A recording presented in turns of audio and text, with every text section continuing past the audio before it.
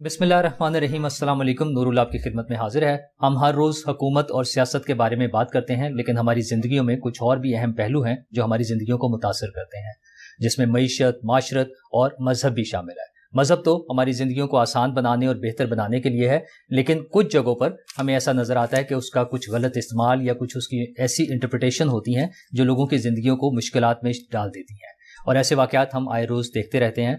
हमारे मुल्क में बड़े बड़े उलमा मौजूद हैं जो हमें इस हवाले से रहनुमाई मुहैया करते हैं, और ऐसा ही एक बड़ा नाम इंजीनियर मोहम्मद अली मिर्ज़ा साहब का है, जिनके पास आज हम हाजिर हुए हैं उनके ख्यालात जानने के लिए और उनसे मुस्तफ़ीद होने के लिए। अस्सलाम वालेकुम मिर्ज़ा साहब। जी वालेकुम अस्सलाम व रहमतुल्लाहि व बरकातुहू वला हौला वला कुव्वता इल्ला बिल्लाह। अल्लाहुम्मा सल्लि अला मुहम्मदिन व अला आलि मुहम्मद।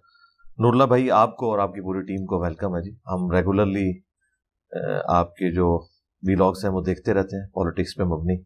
खुशी होती है कि इस वक्त भी लोग ऐसे मौजूद हैं हमारे पाकिस्तान के मीडिया में, चाहे वो डिजिटल मीडिया के ऊपर ही हों, कि जो हक़ के लिए अपनी आवाज़ को बुलंद करते हैं और इस चीज़ की परवाह नहीं करते कि वो बात किसके खिलाफ जा रही है, पूरी दलेरी से और धड़ल्ले के साथ बयान करते हैं। बहुत शुक्रिया, में से एक है। बहुत शुक्रिया, और सेम टू यू। हमारा तो छोटा सा फील्ड है जिसमें हम सियासत पे बात करते हैं, और हम जो भी बात कर लें बहुत से लोग सुन लेते हैं। आप एक ऐसे मौजू पर बात कर रहे हैं जिसमें मुश्किलात पेश आती हैं और वो आप फेस भी कर रहे हैं। हम ऐसे बहुत से वाक़यात देख चुके हैं। अच्छा, अगर हम इब्तदा करें, असल में दीन के जो दो बड़े सोर्सेज हैं, कुरान और हदीस, जब आप इस हवाले से बात करते हैं, और आप खुद तो कहते हैं कि मैं, बल्कि आपका नारा बड़ा मारूफ, वो एक स्लोगन बन गया कि ना मैं वहाबी ना मैं बाबी, मैं हूँ मुस्लिम इल्मी किताबी। तो किताब जो अल्लाह की है उसने तो बता दिया कि उसको आसान बना दिया है समझने के लिए। तो फिर 1400 साल से वो किताब मौजूद है और 100 साल से ज़्यादा हो गए हैं उसके तराजम हमारी लोकल लैंग्वेजेस में मौजूद हैं, लेकिन हर नए आने वाले को एक नया तर्जमा और एक नई तफसीर लिखने की ज़रूरत क्यों पेश आती है? क्या वो समझते हैं कि पहले वालों को सही समझ नहीं आई, या वो दुरुस्त तर्जमा और तशरीह या तफसीर नहीं है, और वो कोई नई बातें उन्हें समझ आ जाती हैं जिसके लिए उन्हें नई तफसीर और तशरीह लिखनी पड़ती है? देखिए, जो बुनियादी अकायद और नज़रियात है ना, वो तो बिल्कुल फ्रीज नॉलेज है जो कुरान और सुन्नत में हमें ट्रांसफ़र हुआ है, लेकिन जो वक्त के साथ साथ नए मसाइल आते हैं उनके ऊपर तब आजमाई करनी पड़ती है, उसी के लिए तफसीर लिखी जाती है। जब उम्मत में नए गुमराह कुन अकायद और नज़रियात आएंगे तो ज़ाहिर है फिर हम अपने सलफ से तो नहीं दिखा सकते कि उन्होंने इन टॉपिक्स को मौज़ूए बहस बनाया हो। उनके ज़माने में तो ये चीज़ें है ही नहीं थी।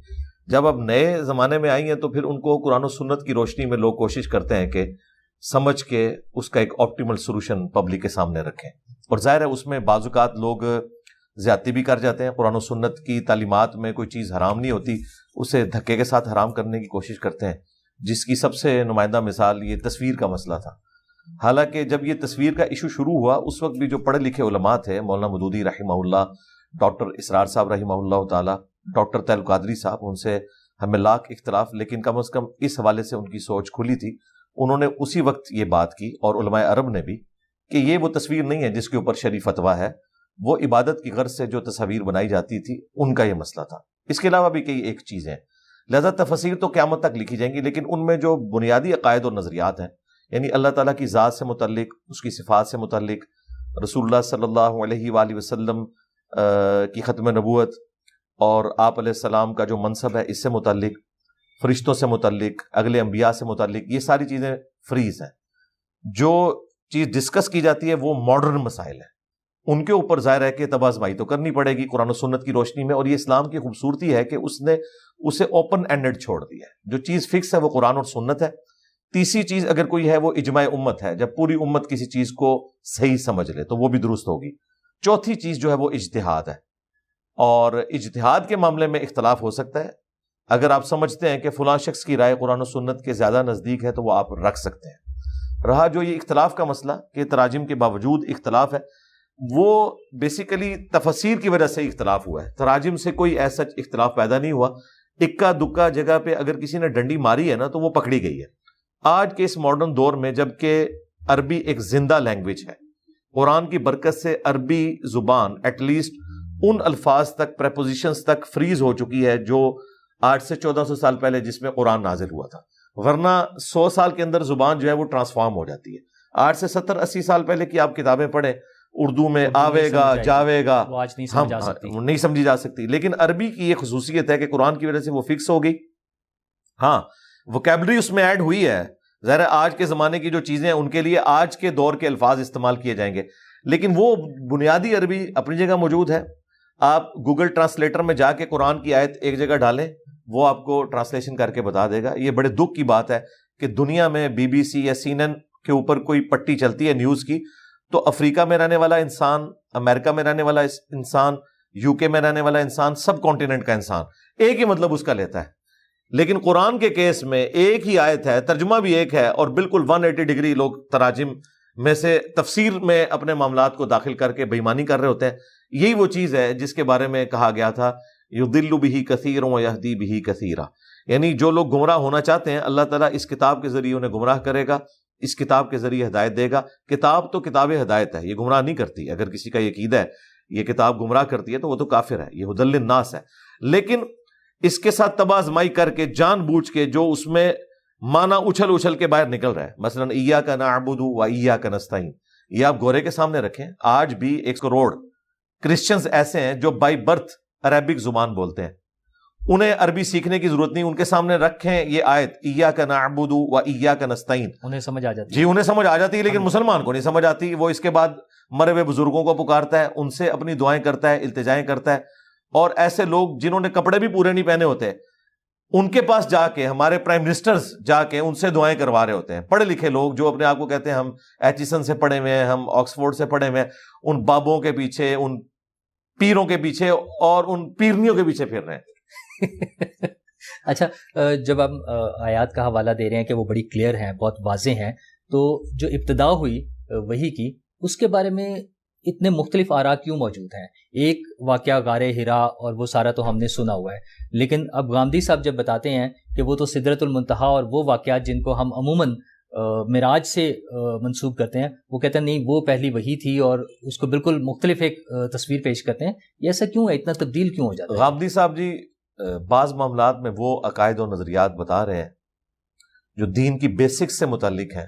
اگر یہ جدید فقہی احکام و مسائل پہ بولتے ہیں نا, ہم ان کی بات کو توجہ بھی دیتے ہیں, لیکن جو چیزیں فریز ہو چکی ہیں عقائد و نظریات کے اعتبار سے, اب سائنس نے اس میں کوئی ویلیو ایڈیشن نہیں کرنی. اگر کوئی سائنٹیفک فیکٹ سے متعلق چیزیں ہیں وہ ضرور آپ اس کے اوپر تباہ آزمائی کریں, لیکن جو چیزیں عقائد کے ساتھ, ایمانیات کے ساتھ تعلق رکھتی ہیں, جو علم الغیب کے ساتھ تعلق رکھتی ہیں, جو وحی کے ذریعے بتائی جاتی ہیں, وہ چیزیں تو بالکل فکس ہیں, ان میں کوئی تباہ آزمائی کرنے کی ضرورت نہیں. غامدی صاحب جو کچھ بتا رہے ہیں وہ اپنے خیالات کا اظہار کر رہے ہیں, اس کے پیچھے کوئی بکش نالج ان کے پاس نہیں ہے. جو وحی کی ابتدا والا معاملہ ہے وہ بخاری مسلم میں رپورٹ ہوا ہے کہ نبی الاسلام کو جو وحی کی ابتدا ہوئی وہ اچھے خوابوں سے ہوئی. بخاری مسلم میں حدیث ہے کہ خواب بھی نبوت کا 46واں حصہ ہے, اور وہ خواب ایسے ہوتے تھے کہ جو نبی الاسلام رات کو دیکھتے تھے وہ صبح واقعہ ہو جاتا تھا. یہ آپ علیہ السلام کو اشارے ملنے شروع ہو گئے تھے آپ کی بعثت سے پہلے. آپ بڑی ایک ڈائنامک لائف گزار رہے تھے, آپ کی زندگی میں کبھی کسی بھی فلاسفر کی شاگردگی نہیں تھی, نہ آپ کبھی گوشہ نشینی کی, آپ نے زندگی گزاری. ایک کامیاب ترین تاجر جو تھی مکے کی وہ آپ کی بیوی تھی, اور آپ ایک بڑی اس طریقے سے ڈائنامک زندگی گزار رہے تھے. بخاری مسلم میں آتا ہے کہ جب آپ کی زندگی کا 40واں سال شروع ہوا تو ابتدان دنیا سے دل اچاٹ ہونا شروع ہو گیا. یہ آپ کے اوپر ایک اللہ تعالیٰ نے کیفیت طاری کی, یہ آپ کی کوئی ایکوائرڈ کی ہوئی نہیں تھی, یہ آپ کے اوپر طاری کی گئی. چند دنوں کے لیے آپ غار حرا میں جا کے غور و تفکر کرتے تھے, وہ اللہ تعالیٰ ان کو گائیڈ کر رہا تھا کہ آپ وہاں جائیں. ظاہر ہے کہ پبلکلی یہ سب کچھ نہیں ہونا تھا. تو سیدہ ختیجہ ان کو ٹفن میں کھانا باندھ دیتی تھی. یہاں پہ آپ کے بزرگوں کے بارے میں مشہور ہے کہ وہ 40 سال تک پتے کھاتے رہے یا بغیر کھائے بھی زندہ رہے. ہاں, تو ان کو میں پھکی دیتا ہوں کہ تمہارے پیغمبر جو تھے وہ تو گھر سے کھانا لے کے جاتے تھے. پھر وہاں پہ یہ وحی کا سلسلہ شروع ہوا, وہ ایک واقعہ تھا, یہ نہیں کہ نبی الاسلام نے وہاں کوئی گوشہ نشینی کی. اقرا باسم ربک الذی, جی وہیں پہ نازل ہوئی ہے.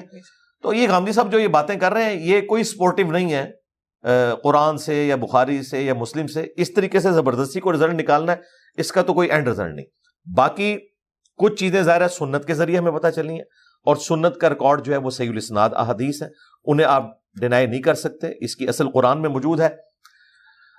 نبی صلی اللہ علیہ وآلہ وسلم سے جب کفار کی بحث شروع ہوئی تو اللہ تعالیٰ نے فرمایا کہ ان سے فرماؤ ایتونی بکتاب من قبل ھذا او اثارۃ من علم ان کنتم صادقین.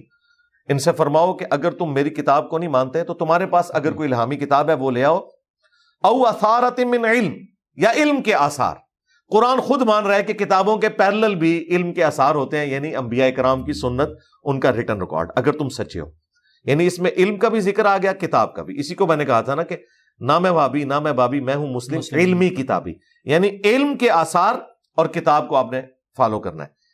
سنت پیرلل میں ایک سورس ہے دین کو حاصل کرنے کا, اور سنت کا انکار غامدی صاحب نہیں کرتے. ان کا اختلاف جو ہے وہ اس کے حدیث.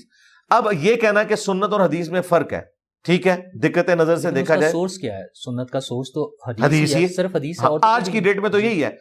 اگر یہ کہنا عملی تواتر ہے تو وہاں جا کے پھر غامدی صاحب جو ہے پھر دوسری ڈاکٹرن اڈاپٹ کر لیتے ہیں. جب ہم رفع الیدین کی بات کرتے ہیں تو وہ کہتے ہیں جی اتنے لوگ رفع الیدین نہیں کر رہے. تو عملی تواتر تو پھر عرب کے لوگوں کا دیکھنا چاہیے جہاں کبھی نان مسلم کی حکومت نہیں رہی 1400 سال, وہ صحابہ کرام کی اولاد میں سے. وہاں آ کے غامدی صاحب اپنا قانون بدل لیتے ہیں. تو ویسے یہ حیران کن بات ہے, انہوں نے اپنی کتاب میں جو نماز کا طریقہ لکھا ہے نا, وہ وہی بخاری مسلم رفع الیدین والا لکھا ہے. پریکٹیکلی میرے پیچھے انہوں نے ایک دفعہ نماز پڑھی, بلکہ انہوں نے اعزاز دیا. میں نے تو انہیں کہا تھا آپ امامت کروائیں, تو مجھے بعد میں ساتھیوں نے بتایا کہ انہوں نے بغیر رفع الیدین کے نماز پڑھی, اگرچہ وہ قائل ہیں کہ یہ افضل طریقہ ہے. تو کوئی اصول کھڑا کرے, اس کے اوپر بات کریں. جو سنت ہے, جو اجماعی طریقے سے عملی تواتر سے ٹرانسفر ہوئی ہے, جہاں دو رائے موجود نہیں ہیں, وہ تو بالکل ٹھیک ہے. لیکن جب دو رائے آئیں گی, یعنی ایک جماعت کہتی ہے کہ گرین پگڑی جو ہے وہ سنت ہے, انہوں نے 1981 میں اس کے اوپر ایک جماعت لانچ کر دی. دوسرے لوگ کہتے ہیں نہیں جی وائٹ اور بلیک سنت ہے. اب ہم کہاں جائیں گے؟ کتاب کی طرف جائیں گے نا. اور کتابیں 1200 سال پہلے فریز ہوئی ہیں, آج کی فریز ہوئی بھی نہیں ہے. یعنی یہ کتابوں کا احسان ہے امت پہ کہ 1200 سال کا آپ کو سفر ایک چھلانگ میں وہ کروا دیتی ہیں کہ آج سے 1200 سال پہلے سنت کیا تھی جسے ریٹن ریکارڈ میں حدیث کی شکل میں لایا گیا. یہ تو بہت بڑی ایک نعمت ہے. اور غامدی صاحب اس چیز کو مانتے ہیں. جب انہیں خود بنو امیہ کا دفاع کرنا پڑتا ہے نا, تو وہ پھر تاریخ کی جھوٹی من گھڑت بے سند روایتیں بھی لے آتے ہیں. اور جب بنو امیہ کی دم پہ پاؤں آ رہا ہوتا ہے تو پھر بخاری مسلم بھی انہیں نظر نہیں آتے. اصل میں نا وہ رزلٹ پہلے فکس کر لیتے ہیں, اس میں پھر فکس کرنے کی کوشش کرتے ہیں. ہم جیسے سمجھداروں کو تو سمجھ آ رہی ہے. میں نے انہیں کئی جگہ پہ اس حوالے سے ایکسپوز کیا, اگرچہ میں ان کی بہت عزت کرتا ہوں, لیکن بعض اوقات وہ اتنا بڑا بلنڈر کرتے ہیں کہ ہم ایکسپیکٹ نہیں کرتے. لیکن پھر ہم دیکھتے ہیں تاریخ میں اس قسم کے بلنڈر لوگوں نے کیے. آئنسٹائن سے بڑا کوئی میں فزکس کی فیلڈ میں نہیں مانتا, لیکن اس نے بلنڈر کیا. پھر جب ہبل نے ٹیلیسکوپ کے ذریعے دیکھا کہ یونیورس ایکسپینڈ کر رہی ہے, تو اس نے مانا کہ میرے بھی میتھمیٹیکل ایکویشن میں ایکسپینڈنگ یونیورس آ رہا تھا. یہ میری زندگی کا سب سے بڑا بلنڈر ہے کہ میں نے جو پریزنٹ باقی سائنٹسٹ تھے نا, ان کا ریگارڈ کرتے ہوئے میں نے, کیونکہ وہ اسٹیڈی اسٹیٹ تھیوری کو لے کے چل رہے تھے, میں نے ایکسپینڈنگ یونیورس کو دبا لیا. لیکن اب میں معافی مانگتا ہوں. میری بھی خواہش ہے کہ غامدی صاحب بھی آئنسٹائن کی طرح اپنی وفات سے پہلے اپنے ان معاملات کے اوپر معافی مانگے جو انہوں نے خام خواہ بنو امیہ کا دفاع کیا, اور باقی جگہوں پہ بھی انہوں نے. اب دیکھیں جہاں پہ وہ پگ کے یعنی ہارٹ کو فٹ کرنے کی باری آتی ہے, وہاں تو مولویوں سے بھی زیادہ ہارڈ لائنر ہو گئے ہیں. وہ لگ ہی نہیں رہا کہ یہ وہی غامدی صاحب ہیں, یہ وہی لبرل غامدی صاحب ہیں جو کئی معاملات کے اندر کرتے ہیں. ادھر تو انہوں نے پتہ نہیں کیا کچھ کرنا شروع کر دیا. تو بڑا افسوس ہوتا ہے کہ اصول اور مبادی وہ ایک نہیں رکھتے.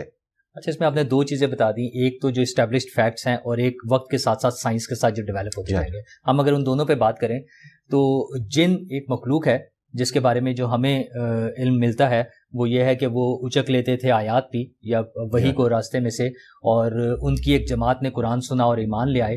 اور اب کچھ علماء ہمیں بتاتے ہیں کہ نہیں وہ تو جراثیم ہیں اور وہ تو کچھ بھی نہیں ہے. یہ کیا وجہ ہے اس طرح؟ اس قسم کا اگر کسی کا عقیدہ ہے تو وہ تو کافر ہے جی, اسلام کی روح سے بالکل گمراہ نہیں ہے, وہ کافر ہے جی بالکل. جن ایک پیرلل میں مخلوق ہے. قرآن حکیم میں اللہ تعالیٰ نے سورۃ الحجر کے اندر سورۃ الرحمن میں بالکل واضح فرمایا کہ انسان کو اللہ تعالیٰ نے مٹی سے پیدا کیا اور جنات کو آگ کی لپٹ سے پیدا کیا. یعنی اوپر والا جو ان سین پورشن ہوتا ہے نا, فلیم کے بالکل اوپر, اس سے پیدا کیا. صحیح مسلم میں حدیث ہے کہ اللہ تعالیٰ نے انسان کو مٹی سے, جنات کو آگ سے, اور فرشتوں کو نور سے پیدا کیا. فرشتوں کا ذکر حدیث میں ہے کہ وہ نور سے پیدا ہوئے, لیکن جنات اور انسانوں کا ذکر کئی ایک مقامات پہ آیا ہے کہ یہ دو پیرلل میں مخلوقات ہیں, دونوں اکاؤنٹیبل ہیں, انہیں اللہ تعالیٰ نے عقل دی ہے اور حق اور باطل میں یہ تمیز کر سکتے ہیں. وما خلقت الجن والانس الا لیعبدون, ہم نے انسانوں اور جنوں کو اس لیے پیدا کیا کہ یہ ہماری عبادت کریں.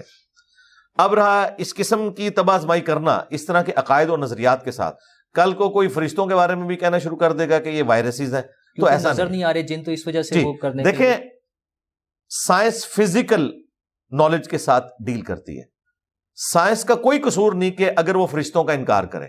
ہم انہیں سمجھتے ہیں کہ انہوں نے اپنی عاجزی مان لی ہے کہ ہم the knowledge obtained through observations and experiments is known as science. جب تک اسے ویریفائی نہیں کرتے وہ مانتے نہیں. جنات کی آبزرویشن انہوں نے کر لی ہے. ہانٹنگ پروگرام ڈسکوری چینل پہ لگتا تھا, میں بڑے شوق سے دیکھتا تھا.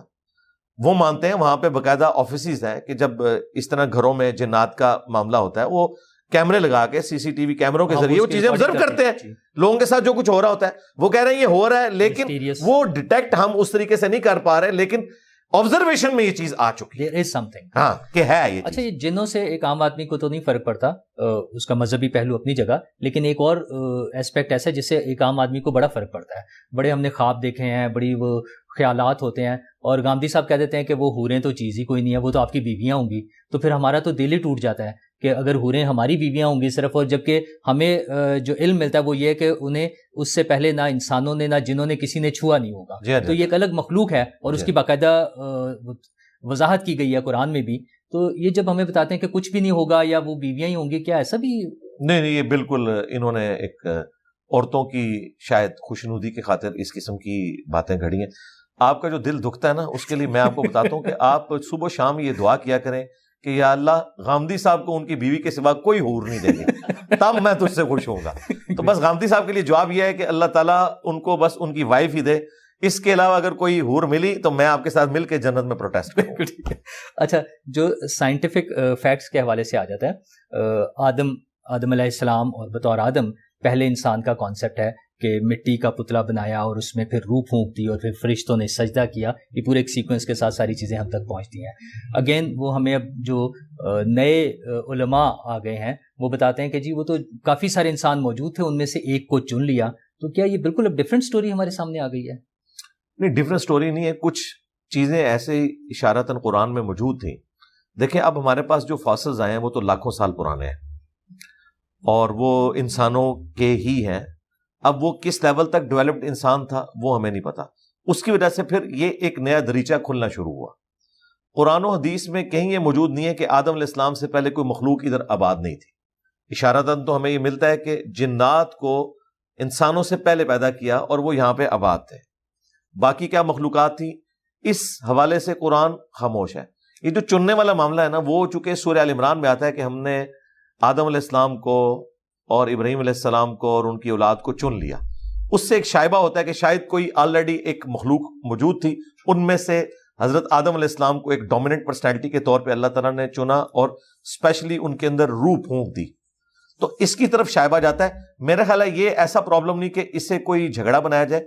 مجھے تو ایوولوشن کو ماننے میں بھی کوئی اعتراض نہیں ہے اگر اس کے پیچھے خدا کا انٹروین کرنا مانا جائے. ایوولوشن وہ نہیں کہ جانوروں سے انسان بن گیا, نہیں, ایسا نہیں ہے. انسان تو ایوالو ہوا ہے. ہمارے آباء و اجداد کو نہیں پتا تھا کہ انہوں نے اسی فزیکل ورلڈ میں بوئنسی کو یوز کر کے اتنے بڑے بڑے جہاز بنانے ہیں. پہلی دفعہ کسی کے دماغ میں یہ آئیڈیا آیا نا. یہ تو مینٹل ایوولوشن ہوگی نا, تھاٹ, سوچ کی جی ایوولوشن تو ہے نا. دیکھیں انسان تو ذہین اس وقت بھی تھا نا. اچھا, اسی طریقے سے ہوائی جہاز بنے, ایروناٹکس کی پوری ایک فیلڈ ہے. پہلے نہیں دنیا کو پتا چلا, لیکن ظاہر ہے کہ بمشکل 100 سال پہلے انسان نے یہ اڑنے کا ایک ہنر سیکھ لیا ہے. بڑی لوگوں نے کوششیں کی. تو اس کو یوں سمجھیں جس طرح ہمارے استاد ڈاکٹر سرار صاحب کہا کرتے تھے کہ آم کی گٹھلی کے اندر پورا آم کا درخت موجود ہے, اسے بویا جاتا ہے, لیکن 8 سال بعد وہ درخت سامنے آ کے تو پھل کے قابل موجود ہوتا ہے.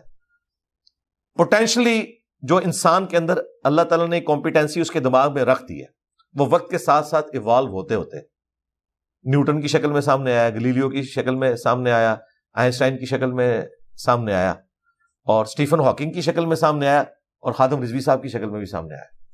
یعنی ایک یو کے اسٹیفن ہاکنگ ہے, ایک پاکستان کے اسٹیفن ہاکنگ ہے. جب ہم حلال حرام کی بات کرتے ہیں تو غامدی صاحب ایک تو بڑا لمیٹڈ کر دیتے ہیں, وہ کہتے ہیں یہ 4-5 چیزیں ہیں. یہ آپ صرف غامدی صاحب کو کیوں سنگل آؤٹ کیا ہے میں؟ اور ایک اور مفتی صاحب ہیں جو بتاتے ہیں کہ شراب بھی الاؤڈ ہے اور نکاح بھی جتنے مرضی کریں, اور لڑکا اور لڑکی دونوں اگر آپس میں رضامند ہے تو جو مرضی کریں. وہ بس سب کچھ سب چیزوں کی تھاٹس رکھنے والے لوگ تو دار اسلام سے خارج ہیں. لیکن اس غامدی صاحب نے تو ایسی کوئی بات نہیں نہیں. وہ جو حرام کے لیے بڑے لمیٹڈ سے وہ 4-5 چیزیں وہ کہتے ہیں جو قرآن میں بس بتا دی ہیں وہ حرام ہے. باقی یہ نکاح اور شراب تو ایک اور مفتی صاحب ہیں اور بڑا کامنلی ٹیلی ویژن پر بھی آتے ہیں اور ان کی یہ ان کی تو کوئی اوقات ہی نہیں ہے, انہیں تو کوئی مکتب فکر آن ہی نہیں کرتا, اور وہ تو آئے دن اپنی بے عزتی میں اضافہ ہی فرما رہے ہیں. وہ کسی اسکول آف تھاٹ کے نمائندہ نہیں ہے, لہٰذا انہیں کوٹ نہیں کیا جا سکتا. امت کا اجماع ہے شراب کے حرام ہونے کے اوپر. سورۃ المائدہ میں تو اللہ تعالیٰ نے اتنی سختی سے فرمایا کہ باز آتے ہو کہ نہیں, اسے شیطانی عمل قرار دیا. تو یہ اس قسم کی جو گفتگو کرتے ہیں نا وہ صرف فیم حاصل کرنے کے لیے.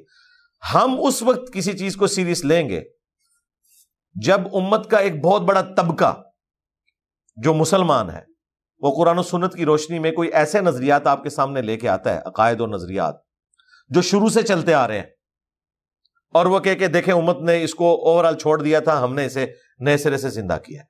انہیں سیریس لیں گے, یا وہ یہ کہ آج تک کسی کو سمجھ نہیں آیا اور ہمیں یہ سمجھ آیا اور وہ اتنے سارے لوگ اپنے ساتھ اٹیچ کر لیں, پھر ہم بات کریں گے. جیسا کہ غامدی صاحب ہے, غامدی صاحب کو ہم ایڈریس کرتے ہیں, لیکن غامدی صاحب کا معاملہ یہ نہیں ہے کہ انہوں نے کہیں دین کی کوئی بیسک صلاح دی ہو. وہ کورالریز کے طور پہ چند ایک باتیں پردے کے حوالے سے, داڑھی کے حوالے سے, نزول عیسیٰ کے حوالے سے چند ایک چیزیں جن کا وہ سہارا لیتے ہیں, امام مہدی کے حوالے سے. یہ کوئی ایسی چیزیں نہیں کہ ان کے اوپر ہم ان کے اوپر یہ فتویٰ لگا دیں کہ انہوں نے اسلام چھوڑ دیا. زیادہ کہیں گے ٹھیک ہے وہ ایک کمزوری کا شکار ہوئے, لیکن جو بنیادی حلال اور حرام ہے نا بڑے لیول کے اوپر, ان میں سے غامدی صاحب نے کبھی انکار نہیں کیا. ایون سود کے معاملے میں بھی جو ان کی آؤٹ آف کانٹیکسٹ کچھ چیزیں کوٹ کی ہیں, وہ انہوں نے جو پی ٹی وی کے اوپر ریکارڈنگز کروائی تھی آج سے 20 سال پہلے, اس میں تو انہوں نے کہا تھا کہ سود دینا بھی اور لینا بھی گناہ ہے. جس طرح وہ صرف لینے پر آ گئے, دینے پہ کہتے ہیں. تو بس ٹھیک ہے, وہ اپنی پرانی ویڈیوز دیکھ لیں, وہ بالکل ٹھیک بات کرتے تھے کہ زنا بالجبر ہو یا بالرضا ہو, زنا ایک عمل کے طور پہ اللہ تعالیٰ نے حرام کیا, سود بھی ایک عمل کے طور پہ حرام کیا, رشوت کو بھی ایک عمل کے طور پر حرام کیا. لیکن اگر کیٹاسٹرافک کنڈیشن آ جائے, ایک شخص نے اپنے بجلی کا میٹر لگوانا ہے اور رشوت کے بغیر چارہ نہیں ہے, ڈومیسائل بنوانا ہے, شناختی کارڈ کا تو معاملہ آلموسٹ اب سموتھ لائن ہو چکا ہے, لیکن ڈومیسائل میں ابھی بھی اس طرح کی چیزیں انوالو ہیں, وہ کئی ایک چیزیں کھڑی کر دیتے ہیں, یا کبھی بجلی کا میٹر, گیس کا میٹر لگوانا پڑتا ہے, اور یہ بیسک نیڈ ہے. اب مجبوراً دل میں برا جانتے ہوئے اگر کوئی شخص رشوت دیتا ہے تو یہ بات پھر درست ہے کہ رشوت دینے والا پھر گنہگار نہیں ہوگا, لینے والا ہوگا.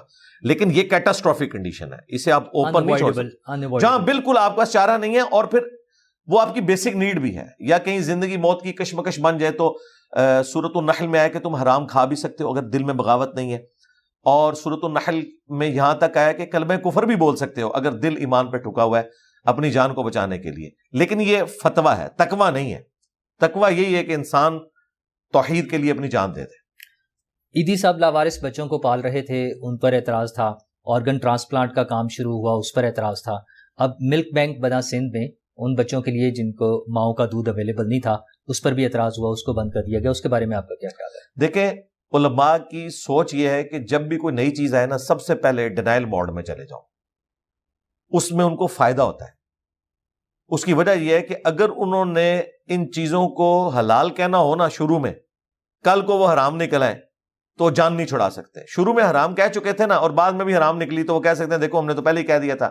اور اگر بعد میں حلال ہو جائے, جس طرح کیمرہ پہلے حرام تھا, پھر وہ مکروہ ہوا, پھر مباح ہوا, پھر مستحب ہوا اور اب فرض ہو گیا, تو اب وہ کہہ سکتے ہیں کہ جی وہ مجبوراً ہم نے اجازت دی ہے. آپ علماء کی مجبوری بھی سمجھیں, انہیں بھاگنے کے لیے راستہ دیں. اسپیکر کے لیے انہوں نے حرام کا فتویٰ لگایا, اسی میں احتیاط تھی. آج اگر وہ اسے حلال کہہ رہے ہیں نا تو کہیں گے ہم نے مجبوراً اجازت دی ہے وہ غلط ہی ہے. لیکن اگر وہ حلال کہہ دینا تو سیدھا سیدھا باقی علماء انہیں کچا کھا جائیں گے کہ اللہ کے بندو, تم لوگوں کو کس نے اجازت دی ہے کہ ایک چیز حرام تھی تم نے حلال کا فتویٰ دے دیا, تمہارا تو نکاح بھی ٹوٹ گیا, بیعت بھی ٹوٹ گئی. اس لیے احتیاط اسی میں ہے علماء کی کہ وہ ہمیشہ ڈینائل موڈ میں جائیں تاکہ جان چھڑانی آسان ہو جائے. اور اس میں جانے کے لیے آپ کو تحقیق کی بھی ضرورت نہیں ہوتی ہے, میں نہیں مانتا, چاہے آپ کو کچھ نہیں پتا, میں نہیں مانتا.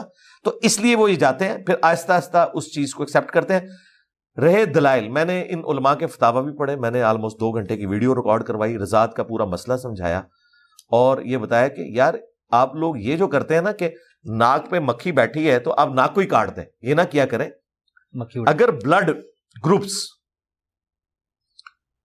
انسانیت کو پہلے پتا ہوتے تو ہزاروں لوگ جو جنگوں میں مرے کبھی نہ مرتے. یہ 1901 کے اندر ایک آسٹرین سائنٹسٹ تھا جس نے پہلی دفعہ بلڈ گروپس دریافت کی. یہ اللہ تعالیٰ کی طرف سے مہربانی ہوئی, اللہ کے علم میں تو تھا کہ World War I اور II ہونے والی ہیں, کہ کیجویلٹیز جو ہیں یہ 3-4 گنا ہوتی ہیں اگر اس وقت بلڈ گروپس نہ دریافت ہوئے ہوتے اور یہ بلڈ نہ لگتا ہوتا, کیونکہ پہلے تو انسانیت کو نہیں پتا تھا, وہ آپ اندازے سے بلڈ لگاتے تھے, اگر آپ نے وہ گروپ میچ نہیں کیا, پتہ ہی نہیں تھا, تو کلاٹس بن جاتے تھے, بندے کی ڈیتھ ہو جاتی تھی. تو یہ اتنی بڑی چیز ہے جو انسانیت کو اللہ تعالیٰ نے سکھائی, اور پھر بیماریوں کے اوپر ہم نے قابو پایا, وائرسز کی ہم نے ویکسینیشن والا سلسلہ شروع کیا, یہ انسان کو اللہ تعالیٰ نے سکھایا.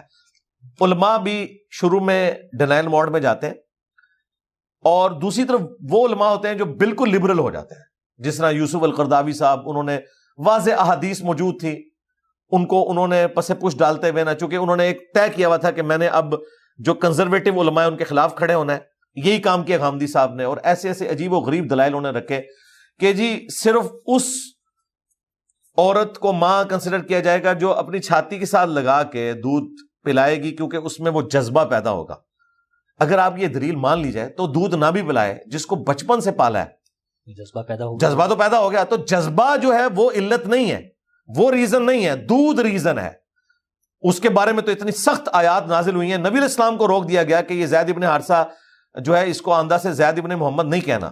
وہاں تو جذبہ حضرت خدیجہ کے لیے موجود تھا, بچپن سے پالا ہوا تھا, یوسف علیہ السلام کو ان کی ماں نے پالا ہوا تھا, تو اس طریقے سے جذبہ نہیں ہے. دودھ کا اتنا سینسٹیو ایشو ہے کہ صحیح بخاری میں حدیث ہے کہ ایک مرد و عورت کی شادی ہوگی, ایک تیسری عورت نے آ کے کہا کہ میں نے بچپن میں ان دونوں کو دودھ پلایا ہوا ہے, تو وہ ختم ہو گئی, وہ ختم کر دی گئی. وہ پیٹتے رہے کہ نہیں ہم تو جانتے نہیں, یہ نہیں ہے. نبی علیہ السلام نے کہا کہ جب ایک عورت یہ گواہی دے رہی ہے, ظاہر ہے وہ اب ان کو تو نہیں پتا نا, بچے اب بچپن میں تو یاد نہیں ہوتا, یعنی اتنا سینسٹیو ایشو تھا, اس کو اتنا لائٹ لینا کہ جی کوئی فرق نہیں پڑتا. باقی دوسری طرف جو علماء نے یہ کہہ دیا نا کہ جی وہ ایک دفعہ بھی پی لیا تو رضا ثابت ہو جائے گی, وہ بھی بالکل جعلی بات ہے. مسلم شریف میں حدیث ہے کم از کم 5 مختلف اوقات میں, ایک دفعہ تو بائی چانس بھی ہو سکتا ہے, لیکن 5 دفعہ اگر کوئی عورت مختلف اوقات میں پلا رہی ہے تو یقیناً وہ اس کی ماں بننے کے لیے یا رضاعت کو اسٹیبلش کرنے کے لیے کر رہی ہے. اور یہ مسلم شریف میں حدیث موجود ہے. یہ حنفی ایک ایکسٹریم پہ ہیں, وہ کہتے ہیں تھوڑا سا بھی پی لیا تو گیا, اور دوسری طرف یہ لبرل علماء ہے, مسلم شریف میں 5 دفعہ ہے مختلف اوقات میں. اور میں نے کہا تھا کہ یہ جو ملک بینک ہے اس میں یہ اگر آپ پروبیبلٹی کیلکولیٹ کریں, یہ کبھی ہوگا ہی نہیں کہ آپ 5 دفعہ جائیں اور ایک ہی عورت کا دودھ آپ کو مل جائے, یہ بہت کم چانسز ہے.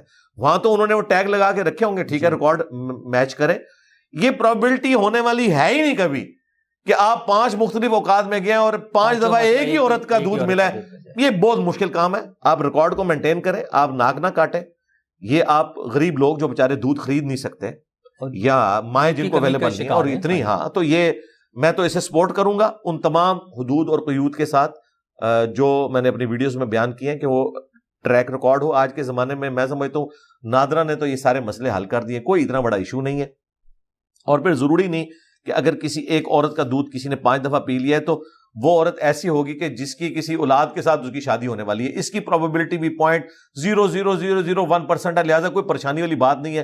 اور اس کو ہمیشہ یہود و نصارہ کی سازش کہہ کے بیان کرنا, میں تو اللہ کا شکر ادا کرتا ہوں کہ میڈیا کے اتنے عام ہونے سے پہلے بلڈ گروپس جو ہیں یہ فائنل ہو چکے ہیں, ورنہ میں آپ کو آج دعوے سے کہہ رہا ہوں اس کیمرے میں, آج اگر بلڈ گروپ دریافت ہوتے نا تو انہوں نے بلڈ کے اوپر بھی کہنا تھا کہ جی وہ ماں کا جو ہے وہ فلاں کو نہیں لگ سکتا اور ساس کا سزر کو نہیں لگ سکتا بیٹے کا, ورنہ تو انہوں نے اس سے بھی کوئی رضاعت نکال دینی تھی. اللہ کا شکر ہے یہ چیپٹر کلوز ہے. اگر یہ آج یہ اٹھتا نا بلڈ بینک والا معاملہ تو انہوں نے اس میں بھی کوئی چیز نکال لینی تھی, پھر ہم نے انہیں آڑے ہاتھوں لینا تھا کہ بلڈ کے ذریعے اگر کوئی رشتہ اس طریقے سے اسٹیبلش ہونا ہو تو وہ شریعت نے ہمیں بتایا ہو. وہ بلڈ کا جو رشتہ جس طریقے سے جسے ہم اسے کہتے ہیں نا کہ بلڈ چین چل رہی ہے, وہ ایک بالکل ڈفرنٹ چیز ہے, اس میں نہیں آتی. یہ میں موضوع اس لیے نکال رہا ہوں کہ یہ دودھ کے معاملے میں جتنے سینسٹیو ہوئے ہیں نا, بلڈ کے معاملے میں اس سے زیادہ سینسٹیو ہونا چاہیے تھا. تو اللہ کا شکر ادا کریں کہ یہ 8 سے 100 سال پہلے چیپٹر کلوز ہو چکا ہے. اللہ کا شکر ہم ادا کریں کہ یہ چیپٹر 100 سال پہلے کلوز ہو گیا تھا. اللہ کا شکر ہم ادا کرتے ہیں کہ آئنسٹائن کے ذریعے, اسٹیفن ہاکنس کے ذریعے کچھ چیزیں ہم تک پہنچ گئیں. باقی سورسز بھی ہیں لیکن ہم جس اللہ کو مانتے ہیں جو رب العالمین ہے, صرف رب المسلمین نہیں ہے یا صرف پاکستانیوں کا رب نہیں ہے, اور ہم اس نبی کو مانتے ہیں جو رحمت للعالمین ہے صلی اللہ علیہ وآلہ وسلم. اور ہم کہتے ہیں ہمارا دین جو ہے وہ امن کا دین ہے, لیکن آئے روز کبھی مشال خان کو مار دیتے ہیں, کبھی کسی کرسچن بستی کو آگ لگا دیتے ہیں, کبھی کسی سری لنکن انجینئر کو مار دیتے ہیں, اور کبھی سیالکوٹ سے تفریح کے لیے گئے ہوئے شخص کو سیالکوٹ ادھر سوات میں مار دیتے ہیں. یہ کیوں ہے؟ ہمیں کیوں نہیں سمجھ آتا کہ یہ غلط ہے؟ اور ہر واقعے کے بعد ہم اس پہ تقاریر ہوتی ہیں، فتوے دیے جاتے ہیں، بیانات آتے ہیں، مذمت ہوتی ہے، اور اس کے بعد پھر ویسا ہی ایک واقعہ ہو جاتا ہے. کیوں نہیں سمجھ آتی ہے؟ کیوں نہیں کنٹرول ہو سکتا؟ نور اللہ صاحب، کبھی آپ نے غور کیا ہے کہ اتنا گاڑا قسم کا اسلام صرف سب کانٹیننٹ میں کیوں ہے، اور اس میں بھی پاکستان میں کیوں ہے؟ سعودی عرب میں تو ہم نے کبھی کوئی ایسا واقعہ نہیں سنا، یورپ امریکہ میں تو کبھی ایسا کوئی واقعہ نہیں سنا، وہاں تو کوئی ممتاز قادری پیدا نہیں ہوتا، حالانکہ سارے ممتاز قادری وہاں پہ گئے ہوئے ہیں، یعنی یہ اسی فرقے کے لوگ وہاں پہ گئے ہوئے ہیں، وہاں جا کے ان کا ایمان ختم ہو جاتا ہے، اس لیے کہ وہاں قانون کی حکمرانی ہے. نمبر 1، انہیں پتا ہے کہ یہ لوگ ہیرو نہیں بنیں گے بلکہ یہ جائیں گے جیل میں. اور نمبر 2، اور ترتیب کے اعتبار سے وہ نمبر 1 ہے کہ ان سارے جرائم کی بنیاد ہماری اسٹیبلشمنٹ ہے. انہوں نے یہ جو ملا ملٹری اتحاد ہے نا، جو انہوں نے ان لوگوں کو یوز کیا اپنے مقاصد کے لیے، جب کبھی کسی پولیٹیکل لیڈر کو ڈیفیم کرنا ہے تو یہ انہوں نے مولوی اٹھائے، فاطمہ جناح سے لے کے ابھی تک آپ دیکھیں. اب مودودی صاحب جیسے تو بڑے کم لوگ تھے سمجھدار، مودودی صاحب اس وقت فاطمہ جناح کے ساتھ کھڑے ہوئے، حالانکہ لوگوں نے کہا آپ نے تو خلافت و ملوکیت لکھی ہے اور آپ تو عورت کی حکمرانی کے قائل نہیں ہیں، لیکن انہوں نے کہا کہ نہیں، یہ جو اس کے پیچھے چال ہے نا، اس وقت ہمیں فاطمہ جناح کا ساتھ دینا چاہیے، اور بالکل انہوں نے ٹھیک کیا. تو بیسیکلی یہ جو مولوی ملٹری اتحاد ہے نا، جو اب گلے پڑ گئے ایک دوسرے کے، اب تو ہمیں گوروں نے بتایا FATF کے ذریعے، ابھی بھی ہمیں عقل نہیں آنی تھی، ہم نے کوئی ضرب عزم رد الفساد اور یہ ابھی جو عزم استحکام ابھی پتہ نہیں اور کتنے آنے، یہ ہم نے نہیں شروع کرنے تھے، یہ ہمیں گوروں نے کہا ہے کہ اپنا سینڈ پونجو. یہ 25 کروڑ کی آبادی کا جو ایٹم بم ہے، اسے اگر اس پلانٹ ارتھ پہ ساتھ لے کے چلنا ہے نا، تو انہوں نے ہمیں سمجھایا کہ بھائی اگر ان کو ساتھ لے کے چلنا ہے نا تو دنیا کو رہنے کے قابل بناؤ، یہ تم لوگوں نے کیا کچھ کیا ہوا ہے.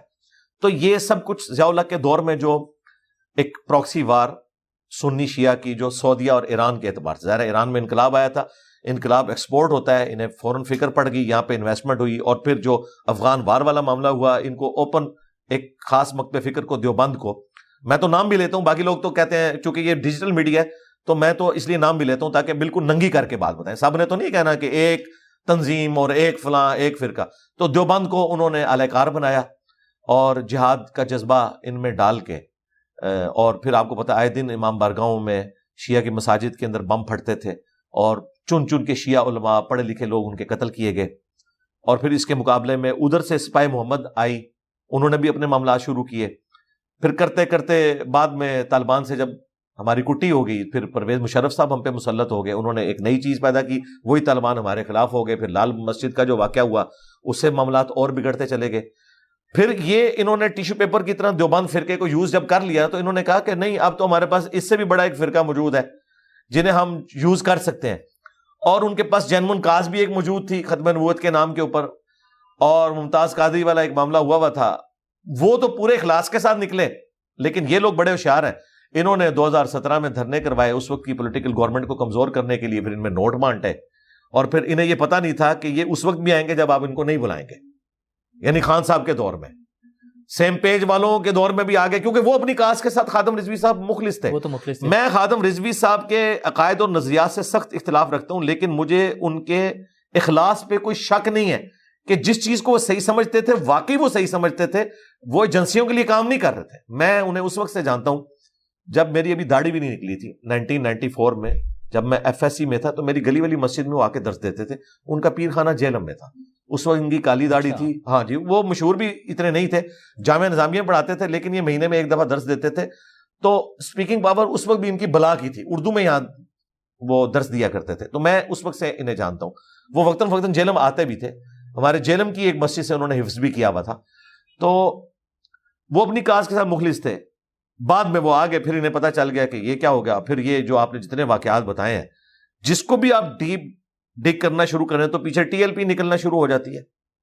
تو اس میں TLP کم مجرم ہے، اسے فیسیلیٹیٹ کرنے والے اور یہ پود بنانے والے وہ بڑے مجرم ہیں. جب تک وہ اپنے گناہوں کی معافی نہیں مانگتے اس وقت تک یہ معاملات سیٹل نہیں ہوں گے. اب انہوں نے پالیٹکس میں انگیج کیا، بہت اچھی بات ہے. جماعت الدعوہ کو بھی، اہل حدیث کی جماعت تھی، انہیں بھی انہوں نے پالیٹکس میں انگیج کیا. وہ بھی خطرناک ہو سکتے تھے کیونکہ وہ بھی جیب کترے اور اس طریقے سے اسٹریٹ کرائم کرنے والے لوگ بن سکتے تھے. ان کے بھی فنڈ ظاہر بند ہوئے ہیں تو انہوں نے بھی تو بے روزگار ہوئے، انہوں نے تو فن کوئی نہیں سیکھا ہوا. تو یہ بہت بڑا خطرہ تھا، لیکن اللہ کا شکر ہے کافی حد تک ان کو مینج کیا گیا. ان کی چونکہ شروع سے اس طرح نان اسٹیٹ ایکٹر والی تربیت نہیں ہوئی تھی. جماعت الدعوہ کو میں نے بڑے قریب سے دیکھا ہے.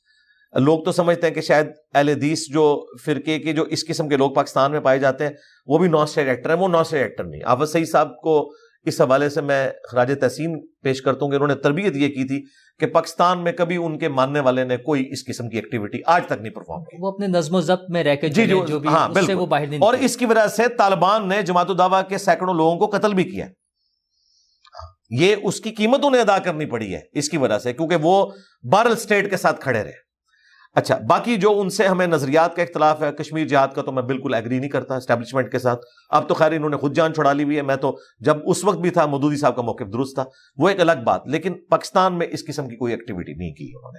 ہاں, عرب ملکوں کے اندر جو آپ کو یہ سارا فساد نظر آ رہا ہے جہاد کے نام کے اوپر, وہ میں مانتا ہوں کہ وہ اہل حدیث فرقے کے لوگ ہیں, بڑے ہارڈ لائنر قسم کے, جس طرح داعش ایک جماعت اب تو آلموسٹ وہ ختم ہو چکی ہے. انہیں فنڈنگ پھر امریکہ نے بھی کی, سعودیہ نے بھی کی, بعد میں وہ ان کے گلے فٹ ہو گئی. تو یہ بیسیکلی ان میں بھی جو لوگ تھے, یہاں سے بھی کئی لوگ گئے, وہ مخلص تھے لیکن وہ یوز ہو گئے. یہ سب سے بڑا مسئلہ ہے کہ بڑے لوگ جو ہیں وہ بکے ہوئے ہوتے ہیں, نیچے لوگ یوز ہو رہے ہیں. میں ٹی ٹی پی کے بھی جو عام لوگ ہیں انہیں مخلص سمجھتا ہوں. اوپر کے لوگ جو ہیں وہ انڈیا سے فنڈ لے رہے ہیں اور وہ اپنے معاملات کو لے کے چل رہے ہیں. نچلے لوگ سمجھتے ہیں کہ ہم کوئی اسلامی نظام کے لیے کر رہے ہیں, حالانکہ اسلامی نظام والوں کا کریکٹر اس طرح کا ہوتا ہے جس طرح کا ان کا کریکٹر ہے. یعنی سیکس کے پوائنٹ آف ویو سے اگر آپ ان کو کلوزلی دیکھیں تو اسلام تو دور دور تک نظر نہیں آتا.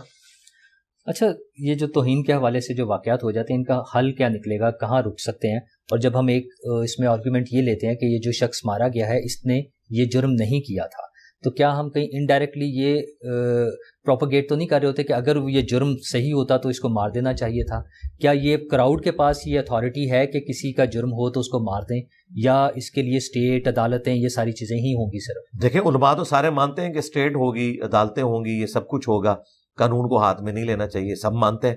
بڑے بڑے علماء, چاہے وہ تقی عثمانی صاحب ہوں, مولانا طارق جمیل صاحب ہوں اور مفتی منیب الرحمان صاحب ہوں. لیکن مسئلہ ہے کہ جو لوگ اس قسم کی پود پیدا کر رہے ہیں نا, ان سے کبھی آج تک ہماری اسٹیبلشمنٹ بیان نہیں دلوا سکی. خادم رضوی صاحب اور ان کے بعد سعد رضوی صاحب نے کبھی آ کے کنڈیم کیوں نہیں کیا ان واقعات کو؟ یہ اسٹیبلشمنٹ کا, ہمارے ریاستی اداروں کا فیلور ہے کہ یہ ان کو لا کے ان سے بیان نہیں دلوا سکے. یہ ممی ڈیڈی قسم کے جو علماء ہیں ان سے بیان دلواتے ہیں, ان کی تو کوئی اہمیت ہی نہیں ہے. اصل تو یہ ہے نا جو پیچھے سرغنہ ہے. جب تک یہ بیان نہیں دیں گے نا, عام آدمی کو ان چیزوں کی سمجھ نہیں آئے گی. بہرحال سعد رضوی ایز کمپیئر ٹو خادم رضوی صاحب کے سافٹ نیچر کا بندہ ہے, یعنی جو میری آبزرویشن ہے, یہ اس طرح ہارڈ لائنر نہیں ہے.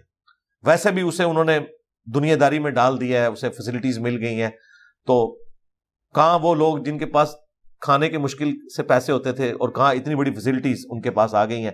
تو ایک اس کا پازیٹیو پہلو یہ ہے کہ ان کو یہ اب منہ کو لگ چکی ہیں چیزیں. میرا خیال ہے ان کو اس اعتبار سے قابو کرنا چاہیے کہ جب بھی کوئی اس طرح کا واقعہ آئے, ان کی جو سزائیں ہوتی ہیں وہ ڈکلیئرڈ ہونی چاہیے, اور بار بار میڈیا میں وہ لائنز چلنی چاہیے کہ اتنے لوگوں کو سری لنکن کے قتل کے کیس میں پھانسی کی سزا ہو گئی یا عمر قید کی سزا ہو گئی, اور یہ راگ بار بار لاپا جائے تاکہ عام لوگ دہشت کھائیں. میں کریڈٹ دیتا ہوں نواز شریف صاحب کو, اس وقت کے آرمی چیف کو, اس وقت کے چیف جسٹس کو. اگر ممتاز قادری کو انہوں نے نہ ٹانگا ہوتا تو یہ واقعات 8 سے 100 گنا زیادہ ہوتے ہیں. اب لوگوں کو یقین آ گیا کہ ریاست ٹانگ بھی سکتی ہے, اور کتنی سمجھداری سے انہوں نے 29 فروری کا دن رکھا کہ برسی بھی 4 سال بعد آئے, لیپ کا جب سال ہو, کیونکہ 28 فروری کو کرتے ہیں نا جی, تو ہر سال انہوں نے برسی منانی تھی, اگلے سال پھر پہنچے ہونا, تو انہوں نے 29 رکھ کے اسے ایسا ڈائلیوٹ کیا. یہ میں سمجھتا ہوں ریاست نے اگر دلیری اس وقت نہ دکھائی ہوتی, یہ گلی گلی یہ واقعات ہونے تھے قانون کو ہاتھ میں لینے والے. اب ممتاز قادری جن کا مرید تھا باپا جانی الیاس قادری صاحب, انہوں نے تو خود کنڈیم کیا کہ قانون کو ہاتھ میں نہیں لینا چاہیے, اگرچہ ان کا مرید تھا. انہوں نے کہا کہ یہ کوئی طریقہ نہیں. خود احمد بریلوی صاحب بھی اس چیز کے قائل نہیں ہے کہ قانون کو ہاتھ میں لیا جائے, ان کے علماء آگے بتاتے ہیں. لیکن یہ جذباتی جو پود پیدا کر لی ہے نا, اس کے اوپر کاؤنٹر نیریٹو ریاست کو لانچ کرنا پڑے گا قانون کی حکمرانی کے ذریعے, پلس ایسے علماء جو دلیری کے ساتھ آ کے ان چیزوں کو بیان کریں. لیکن وہ علماء ڈرتے ہیں کہ ہمارے اوپر کوئی حملہ نہ ہو جائے. اچھا, اسی کا ہم تو کر رہے ہیں بھائی. اسی سے لنکڈ ایک اور ایشو بھی آ جاتا ہے, قادیانیوں کو غیر مسلم ڈکلیئر کر دیا ہم نے, اور قانون میں یہ بھی سب جب یہ باتیں ہیں کہ وہ شاعر اسلامی کو استعمال نہیں کر سکتے, اب اس سے کسی کو اختلاف ہو اپنی جگہ، لیکن یہ اب ہم نے قانونی طور پہ ڈکلیئر کر دیا ہے. لیکن یہ جو پچھلے 2-3 سال سے عمل ہو رہا ہے کہ ان کے گھروں سے جا کر بکرے اٹھانا اور اس کے بعد عید والے دن جا کے فریجوں سے گوشت نکال لینا، اور کچھ لوگ تلواریں اٹھا کر ان کے خلاف گردنیں اتارنے کی ویڈیوز اگر ریکارڈ کرتے ہیں، مطلب یہ سلسلہ اس کو کیسے روکا جا سکتا ہے؟ اور کیا ہمارے ملک میں دیگر مذاہب کی تبلیغ کی اجازت ہونی چاہیے؟ دیکھیں یہ بالکل اسٹیٹ فیل ہو چکی ہے. جو بھی اس ملک کا شہری ہے، چاہے وہ مسلم ہے یا نان مسلم ہے، اس کی جان مال عزت آبرو کی حفاظت ریاست کی ذمہ داری ہے. اس میں سب سے بڑی مجرم ریاست ہے. اس اعتبار سے بھی کہ یہ ریٹ آف دی گورنمنٹ کو قائم نہیں کر سکے، اس اعتبار سے بھی کہ یہ سارا بیج انہوں نے بویا تھا پاکستان میں ضیاء الحق کے دور میں، جو یہ سارا سلسلہ شروع ہوا مذہبی انتہا پسندی والا. اور اس اعتبار سے بھی کہ وہ علماء جو ان چیزوں کو سمجھتے ہیں انہیں فرنٹ پہ لانے کی بجائے انہوں نے ممی ڈیڈی علماء سے بیانات دلوائے جن کی کوئی اہمیت ہی نہیں ہے، ان کو یہ ماننے کے لیے تیار نہیں ہوتے. ان کے لیے کاؤنٹر نیریٹو لانچ کرنا پڑے گا. میں تو اللہ کے فضل سے کر رہا ہوں، اور میں نے ان سب لوگوں کو آڑے ہاتھوں لیا ہوا ہے اور آندہ بھی لوں گا. ان کے لیے ان کی لینگویج میں ان سے بات کرنی پڑے گی. انہیں بتانا پڑے گا کہ قادیانیوں کو کیوں سنگل آؤٹ کیا ہے تم نے. تمہارا جو بڑا تھا آمزہ بریلوی، جس کے اوپر اس فرقے کا نام بریلویت رکھا گیا، انہوں نے احکام شریعت میں کہا ہے کہ چاہے اہل حدیث ہوں، دیوبند ہوں، شیعہ ہوں، نیچری ہوں، سید احمد خان کے ماننے والے، نیچر کے ماننے والے لوگ، اور قادیانی ہوں. انہوں نے صرف قادیانیوں کا ذکر تو نہیں کیا تھا، انہوں نے تو کروڑوں دیوبندیوں کا بھی ذکر کیا تھا، اور ملینز آف اہل حدیث کا بھی ذکر کیا تھا، اور کروڑوں شیعہ کا بھی ذکر کیا تھا کہ یہ سب کے سب 1,00,000 دفعہ بھی اللہ کا نام لے کے قربانی کریں گے نا تو وہ ذبیحہ مردار رہے گا. یہ سب کے سب مرتد یعنی واجب القتل ہے. میری ٹی ایل پی سے یہ ریکویسٹ ہے کہ صرف قادیانیوں کو کیوں قربانی سے روکا ہوا ہے؟ تمہارے ابے نے تو فتویٰ یہ دیا ہے کہ اہل حدیث بھی قربانی نہیں کر سکتے، دیوبند بھی نہیں کر سکتے، شیعہ بھی نہیں کر سکتے. جڑیں بڑھو، نکلو باہر، روکو تاکہ تمہارے ٹوٹے ٹوٹے ہو کر. اس کا مطلب ہے کہ لسے لوگوں کے اوپر تم لوگ چڑھ دوڑتے ہو جو تمہارے لیول کے آ چکے ہیں، جنہوں نے بلکہ تم سے زیادہ طاقت حاصل کر لی ہے. دیوبندیوں نے، تمہارا امام احمد بریلوی تو کہتا ہے کہ ان کی بھی ذبیحہ حرام ہے، مرتد ہیں، واجب القتل ہیں، اور کیٹاگوریکلی انہوں نے فرقے کو کہا، چند لوگوں کو نہیں. اسامہ الرحمن میں تو 5 انہوں نے فتوے لگائے تھے نا، اس میں کہا کہ یہ کافر ہے، ان کے کفر میں شک کرنے والا بھی کافر ہے. وہاں تو کورالری کے طور پہ دیوبندی کافر ہوتے ہیں نا، کہ چونکہ وہ ان کو بزرگ مانتے ہیں. یہاں پہ کیٹاگوریکلی انہوں نے کہا ہے کہ دیوبندی فرقہ، اہل حدیث فرقہ، شیعہ فرقہ اور قادیانیوں کو ختم نبوت کا انکار کیا، ان کو اگرچہ ہم کافر ڈکلیئر کر چکے تھے، انہیں بھی انہی کے کھاتے میں ڈالا. تو بھائی میں ٹی ایل پی کو اس وقت 1 نمبر مسلمان مانوں گا، 1 نمبر بریلوی مانوں گا، جس دن یہ دیوبندی اہل حدیث کی فریجوں میں سے بھی جا کے گوشت نکالیں گے. ادروائز اس کا مطلب یہ ہے کہ یہ کسی اور کاسٹ پہ کریں، اور اسی کو میں نے نام دیا ہے کہ ٹی ایل پی کوئی ختم نبوت کی تحریک نہیں ہے، یہ اینٹی قادیانی تحریک ہے. اگر یہ ختم نبوت کی تحریک ہوتی تو اعلیٰ حضرت نے تو کہا کہ دیوبندیوں کا بھی ذبیحہ حرام ہے اور یہ مرتد ہے یعنی واجب القتل ہے. لو قانون ہاتھ میں تم بھی. یہ میں الزامی بات کے طور پہ کر رہا ہوں، یہ نہ ہو کل کو کوئی کلپ کاٹ لے کے انجینئر صاحب ان کو ابھار رہے ہیں، میں ان کو پھکی اینٹی وینم دے رہا ہوں. تو نکلو باہر. چشتی رسول اللہ، تھانوی رسول اللہ پہ تم بات نہ کرو. چشتی رسول اللہ، تھانوی رسول اللہ کتابوں کے چندے تم لوگ کھاؤ. جس لاہور سے تم دھرنے لے کے نکلتے ہو ادھر سے یہ کتابیں پرنٹ ہو رہی ہیں، اس کے بارے میں تو نہ خادم رضوی صاحب بولیں. کشف المحجوب کے اندر رسول اللہ کے بارے میں سیکس سکینڈل لکھے ہوئے، اور وہ کشف المحجوب یہ لہراتا رہے خادم رضوی اور اب ان کے ماننے والے بھی، اور میں بار بار ہائی لائٹ کروں. چلو اب توبہ کر لو، ان کتابوں کی پرنٹنگ کے اوپر پابندی لگواؤ، وہاں دھرنے دو، وہاں سے چندے لے کے حرام کے کھا رہے ہو. تو یہ اینٹی قادیانی تحریکیں ہیں، یہ ایجنڈے کے اوپر ہیں. ختم نبوت کے کاپی رائٹ صرف میرے پاس ہے. چشتی رسول اللہ، تھانوی رسول اللہ، چاہے قادیانی دجال ہو، سب کو ہم کنڈیم کریں گے جس نے ختم نبوت کے اوپر ڈاکہ مارا ہے. اور ان کو اب ثابت کرنا پڑے گا چشتی رسول اللہ، تھانوی رسول اللہ پہ بھی بول کے، اور ساتھ ہی ساتھ انہوں نے اگلے سال سے اہل حدیث کو، دیوبند کو، شیعہ کو بھی قربانی سے روکنا ہے. ادروائز یہ پھر بات مانے کہ یہ لوگ ختم نبوت پہ کام نہیں کر رہے ان کی ڈاکٹرن میں. آپ تو سب کے جو غلطیاں ہیں جو ڈاکومنٹ ہوئی ہیں کتابوں میں وہ سامنے لے آتے ہیں، لیکن سب فرقے ایک دوسرے کے خلاف، جیسے آپ ابھی بتا رہے ہیں، فتوے بھی دیے ہوئے ہیں، لڑ جھگڑ رہے ہیں. لیکن جو غیر مسلم ہے یا جو ہمارے دشمن ہیں وہ تو ہمیں صرف مسلمان سمجھ کر مارتے ہیں. اور بھی دنیا میں بہت سے مسائل ہیں. فلسطین کا ایک کیس ہمارے سامنے ہے جو انتہائی ظلم کی بات ہے, مطلب جس قدر مذمت کی جا سکے وہ کم ہے. نسل کشی ہو رہی ہے, سب کچھ ہو رہا ہے وہاں پہ, لیکن ہم خاموش بیٹھے ہیں. بلکہ آپ پر تو الزام ہے کہ شاید آپ کی وجہ سے وہ ہم آزاد نہیں کرا سکے. وہ ساحل ادیم صاحب نے تو آپ پر الزام تھوپ دیا کہ ورنہ تو ہم نے شاید جا کے آزاد کرا لینا تھا. آپ کی کوئی اسٹیٹمنٹ ایسی آ گئی جس کی وجہ سے وہ اسرائیل کو فائدہ ہو. وہ جو کروڑوں روپے کی گاڑی ساحل ادیم صاحب نے خریدی ہے وہ میرے کہنے کے اوپر خریدی ہے, اور اتنا چندہ انہوں نے دیا ہے اسرائیل کی سپورٹیو کمپنیوں کو جن سے انہوں نے گاڑی خریدی ہے. میرے پاس تو موٹر بائک ہے, وہ بھی میڈ ان پاکستان. میں اسی طرح ہوں کہ ہم بطور پاکستانی کیا کر سکتے ہیں. ہم جلوس نکال سکتے ہیں, ان کے لیے چندہ جمع کر سکتے ہیں, میکڈونلڈز اور پیپسی کا بائیکاٹ کر سکتے ہیں. ہم کیا کر سکتے ہیں بطور پاکستانی؟ ہم صرف دعا کر سکتے ہیں جی, بس. ٹیکسز دیکھ سکتے ہیں اپنے بڑوں کو, یہ ہمارے بڑوں کے فیصلے ہیں کہ وہ اس قابل ہیں, جس لیول تک انہوں نے جانا ہے یہ انہوں نے فیصلہ کرنا ہے. حقیقت بات ہے انہوں نے آپ کو ملی ترانے سنا کے یہ بتایا تھا کہ ہم دنیا میں نمبر 1 ہے. اب وہی چیز ان کے گلے فٹ ہو گئی ہے. لوگ کہتے ہیں نمبر 1 ہو تو لڑو, ہاں ظاہر ہے. اب یہ کیسے بتائیں کہ ہم نے وہ ملی ترانے جو آپ کو بتائے تھے, ہم دنیا سے بہت پیچھے ہیں, ہم نہیں مقابلہ کر سکتے. اب اتنی دلیری نہیں ہے. اس لیے یہ بات میں 12 کئی ویڈیوز میں کہہ چکا ہوں, جب تک ہماری فوج, ہماری عدلیہ, ہمارے پولیٹیشنز سچ بولتے نہیں ہیں نا, ماضی کے سارے باتوں کے اوپر معافی نہیں مانگتے, اس وقت تک آگے چل نہیں سکتے. ہم نہیں کر سکتے جی ان کے ساتھ لڑائی. ہم کیا کریں گے, میں نے 12 پوائنٹس کے اندر پورا ایجنڈا دیا ہے 2 گھنٹے میں, کہ مسلم عوام نے کیا کرنا ہے, حکمرانوں نے کیا کرنا ہے, علماء نے کیا کرنا ہے, تنظیموں نے کیا کرنا ہے.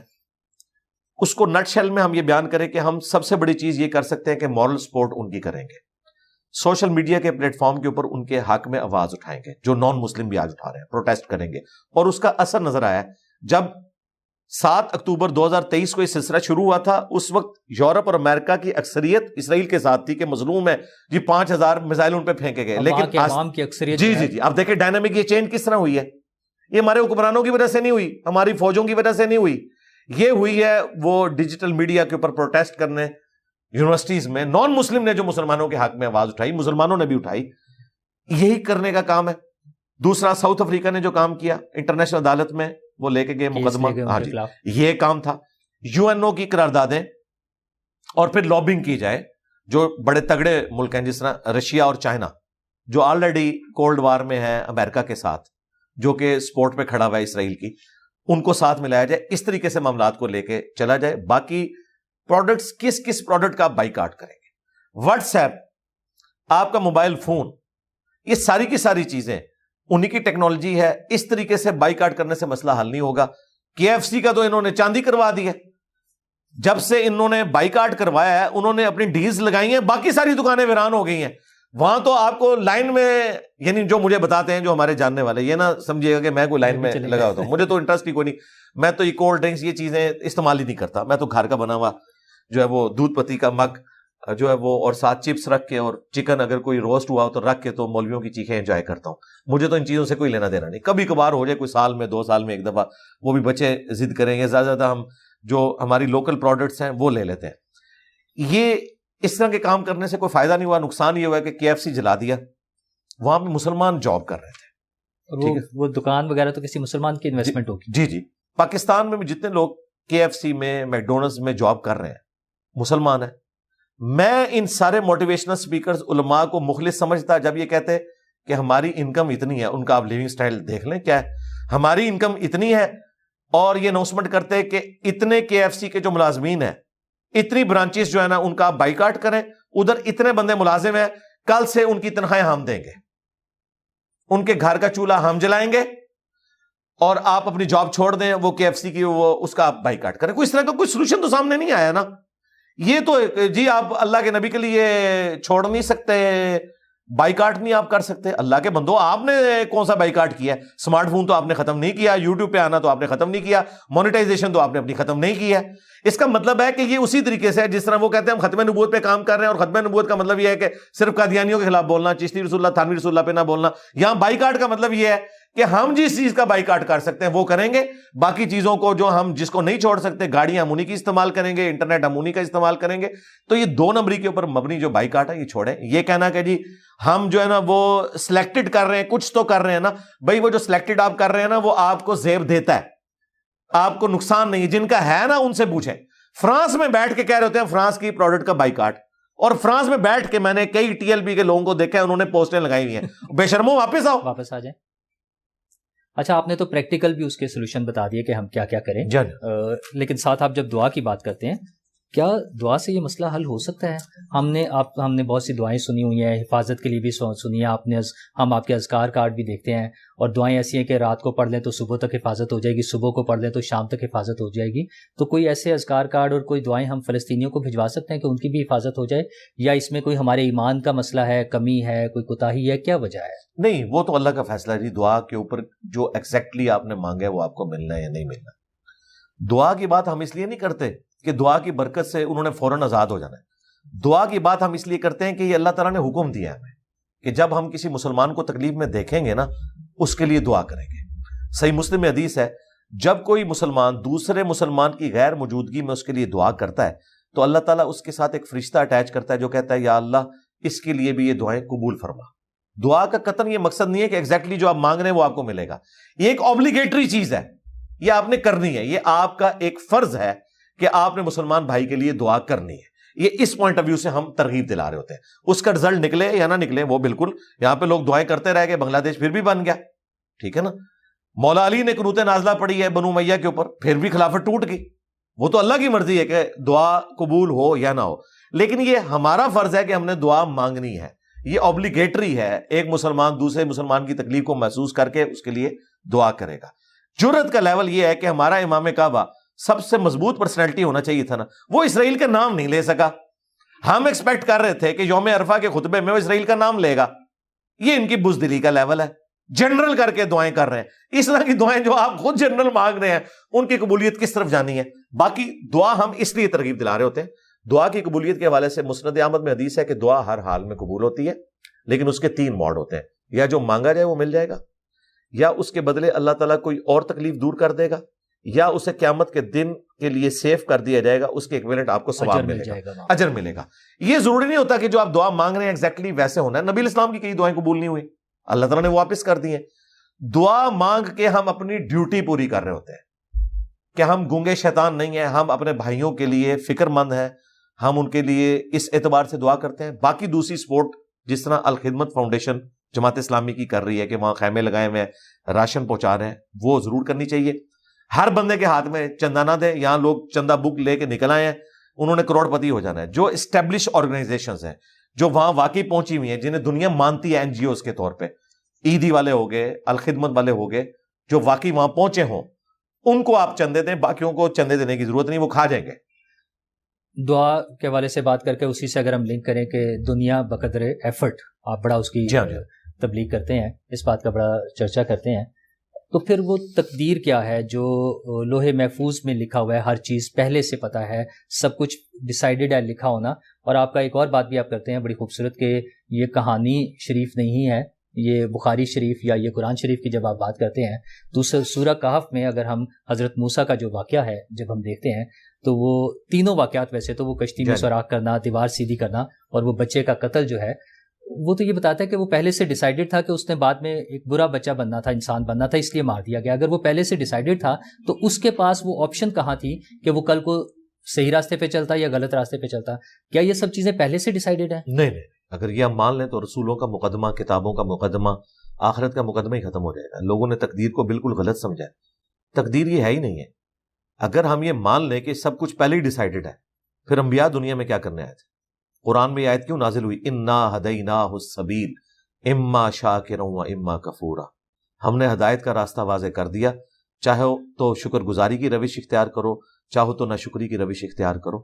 بالکل ایسا نہیں ہے. اللہ تعالیٰ نے انسان کو اختیار دیا ہے. ہاں, کچھ چیزیں ایسی ہیں جو ہمارے اختیار سے باہر ہیں. مثلا میں اپنے ماں باپ چوز نہیں کر سکتا, میں اپنی عمر چوز نہیں کر سکتا, بیمار ہوں تو علاج کروا سکتا ہوں, لیکن میری میڈیکل لائف کتنی ہوگی یہ میں چوز نہیں کر سکتا. کوشش ضرور کر سکتا ہوں. میرے قد سے متعلق ڈیسیژن میں خود نہیں کر سکتا, میری آنکھوں کا کلر میں خود ڈیفائن نہیں کر سکتا. اب مزے کی بات ہے کہ جتنی چیزیں ہیں نا, ان کے بارے میں مجھ سے پوچھا بھی نہیں جانا. مجھ سے نہیں پوچھا جائے گا تیرا قد اتنا کیوں تھا. اکاؤنٹیبلٹی جن چیزوں کی ہے اس کا اختیار آپ کو دیا گیا ہے. اگر وہ اختیار نہیں مانیں گے تو یہ تو گمراہی کے اوپر مبنی عقیدہ ہے. یہ جو اختیار کو نہیں مانتے تھے وہ جبریہ تھے، وہ بھی گمراہ ہے. قدریہ اور جبریہ کا دوسری طرف قدریہ ہے جو کیٹاگوریکل ڈینائل کرتے ہیں. قدریہ کا موقف جو ہے نا، اگر اس میں تھوڑا سا غلوف نکال دیا جائے نا، وہ پھر بھی کسی لاجک کے اوپر قرآن و سنت میں بیٹھتا ہے. جبریہ کا تو بالکل نہیں بیٹھتا، سیدھی سی بات ہے. اب آ جائیں کہ اہل سنت کا موقف کیا ہے کہ ہم درمیان میں کچھ چیزوں کا ہمیں اختیار دیا گیا، کچھ چیزیں اللہ نے ہمارے لیے ٹیسٹ کے طور پہ رکھی ہوئی ہیں. یہ جو آپ نے موسیٰ اور خضر کا واقعہ جو سورۃ الکہف میں ہے اس کو بیان کیا، اس میں اللہ تعالیٰ نے مسئلہ تقدیر سمجھایا تھا کہ اگر تمہیں کوئی تکلیف پہنچے نا تو تمہیں یہ صبر کر لینا چاہیے کہ اس میں مستقبل میں تمہارے لیے کوئی خیر پوشیدہ ہے. وہ جو بچہ مرا اس کی عمر اللہ کے ہاں اتنی ہی لکھی ہوئی تھی. اسرائیل نے اس کی روح قبض کرنی تھی، وہاں پہ اسرائیل کی ڈیوٹی پوری کر دی حضرت خضر نے، اور اس کے گیس یہ سمجھایا گیا کہ جب بڑا اگر ہوتا تو یہ کرتا. یہ ایک تسلی کے لیے، اس نے بڑا ہونا ہی نہیں تھا. اللہ کی ڈیسٹنی میں ہمیشہ سے اس کی عمر اتنی تھی. یہ ایک تسلی دی گئی ہے. یہ نہیں ہے کہ اللہ تعالیٰ نے اسے بڑا کرنا تھا اور بعد میں اللہ تعالیٰ نے ڈیسیژن چینج کر دیا. نہیں، اس طرح نہیں. البتہ ایک چیز ہے کہ تقدیر میں یہ بھی لکھا ہوا ہے کہ اس سے یہ تکلیفیں آئیں گی، لیکن اگر اس نے دعا کی تو میں یہ تکلیفیں ختم کر دوں گا. یہ بھی تقدیر میں لکھا ہوا ہے. لہٰذا یہ جو کہا جاتا ہے تقدیر نہیں بدلتی، وہ ٹھیک کہا جاتا ہے پارشلی. وہ تقدیر میں لکھا ہوا ہے. اگر نہیں مانگے گا تو نہیں بدلی جائے گی، کوئی نیکی کا کام نہیں کرے گا تو نہیں بدلی جائے گی، اور اگر کر لے گا تو بدلی جائے گی. اور یہ بھی تقدیر میں پہلے لکھا ہوا ہے، لہٰذا یہ بھی تقدیر کا حصہ ہے. تقدیر اللہ کا نالج ہے، یہ کوئی سلیبس نہیں ہے جسے ہم نے فالو کرنا ہے. اللہ کو اپنے ایکسپرٹ علم سے پہلے ہی پتا تھا کہ یہ ہوگا، نہ کہ یہ کہ اللہ نے کہا یہ ایسا کرے گا. ایسا نہیں ہے، یہ بالکل نہیں ہے. تو پھر قرآن کا مقدمہ ہی ختم ہو جائے گا. جس طرح ایک نالائق شاگرد کو ایک لائق استاد پیپر سے پہلے بلا کے کہتا ہے کہ بھائی تو نے تو فیل ہو جانا ہے، اس کا یہ مطلب نہیں ہے کہ وہ فیل ہو گیا تو اب اس استاد کی وجہ سے ہوا. نہیں، استاد کی وجہ سے نہیں ہوا، اس کے کرتوت سے اس نے فورس ہی کر لیا. اس طریقے سے اللہ نے اپنے علم سے فورس ہی کیا. اور اگر وہ اچھا پیپر کر لیتا تو پاس ہو جاتا، وہ فیل ہو جاتا، استاد فیل ہو جاتا، کرتا محنت کرتا. اللہ تبارک و تعالیٰ نے اپنے علم کے ساتھ مستقبل کو فورس ہی کیا اور اپنے پاس رکھا ہے، ہمیں بتایا ہی نہیں ہے. جب وہ ہمیں پتہ ہی نہیں ہے، ہم اس علم کے اوپر بیٹھ کے کیسے جھگڑ سکتے ہیں کہ جو میرے علم میں ہی نہیں ہے. جس طرح بخاری مسلم میں حدیث ہے، نبی علیہ السلام ایک جگہ بیٹھے ہوئے تھے، آپ نے فرمایا کہ تمہارا جنت میں جانا یا جہنم میں جانا اللہ کی تقدیر میں لکھا ہے. تو ایک صحابی نے کہا یا رسول اللہ پھر لکھے پہ اکتفا کر لیں. اس حدیث کو حضرت علی نے روایت کی ہے. تو نبی علیہ السلام نے فرمایا کہ اچھے اعمال کرو، اگر تم جنتی ہوئے تو تمہارے لیے وہ اعمال آسان ہوتے جائیں گے. یعنی نبی علیہ السلام نے ترغیب دلائی کہ جو واقعی اچھا بننا چاہتا ہے اس کے لیے اعمال آسان ہوں گے. یہ جہنم انسان خود کماتا ہے. کتنا انٹلیکچوئل جواب دیا ہے. ورنہ آپ کو کہنا چاہیے تھا ٹھیک ہے جو مرضی کر لو، نماز پڑھ لو، تم نے جانا ہی جہنم ہے. یہ نہیں ہے، وہ اللہ کا علم ہے جو ہمیں پتہ ہی نہیں. اب میں کیسے یہ ڈیسائیڈ کروں کہ جو مجھے پتہ ہی نہیں ہے کہ پتہ نہیں میرا یہ نہ کہیں لکھا ہو تو میں اس وجہ سے آپ نیکی کا کام چھوڑ دوں. نہیں، اگر میں نیکی کا کام کر رہا ہوں تو جناب جنرلی آپ جنت کے لیے پیدا ہوئے ہیں. یہ ذہن میں رکھیے گا. یہ بیڈ لک صرف دنیا کی زندگی میں ہے کہ آپ کو محنت کا اجر نہ ملے. آخرت میں کوئی بیڈ لک نہیں ہے. یہ بالکل وہ جو کلیئر کر انسان اور وہ جو پیدا ہی کیا گیا جہنم کے ایندھن کے لیے جن کو، وہ تو اللہ تعالیٰ نے ایکسپرٹ اوپینین دیا ہے نا کہ جو میجورٹی اس طرف چلی جائے گی، نہ کہ یہ کہ ہم نے اسے پابند کیا کہ جائے.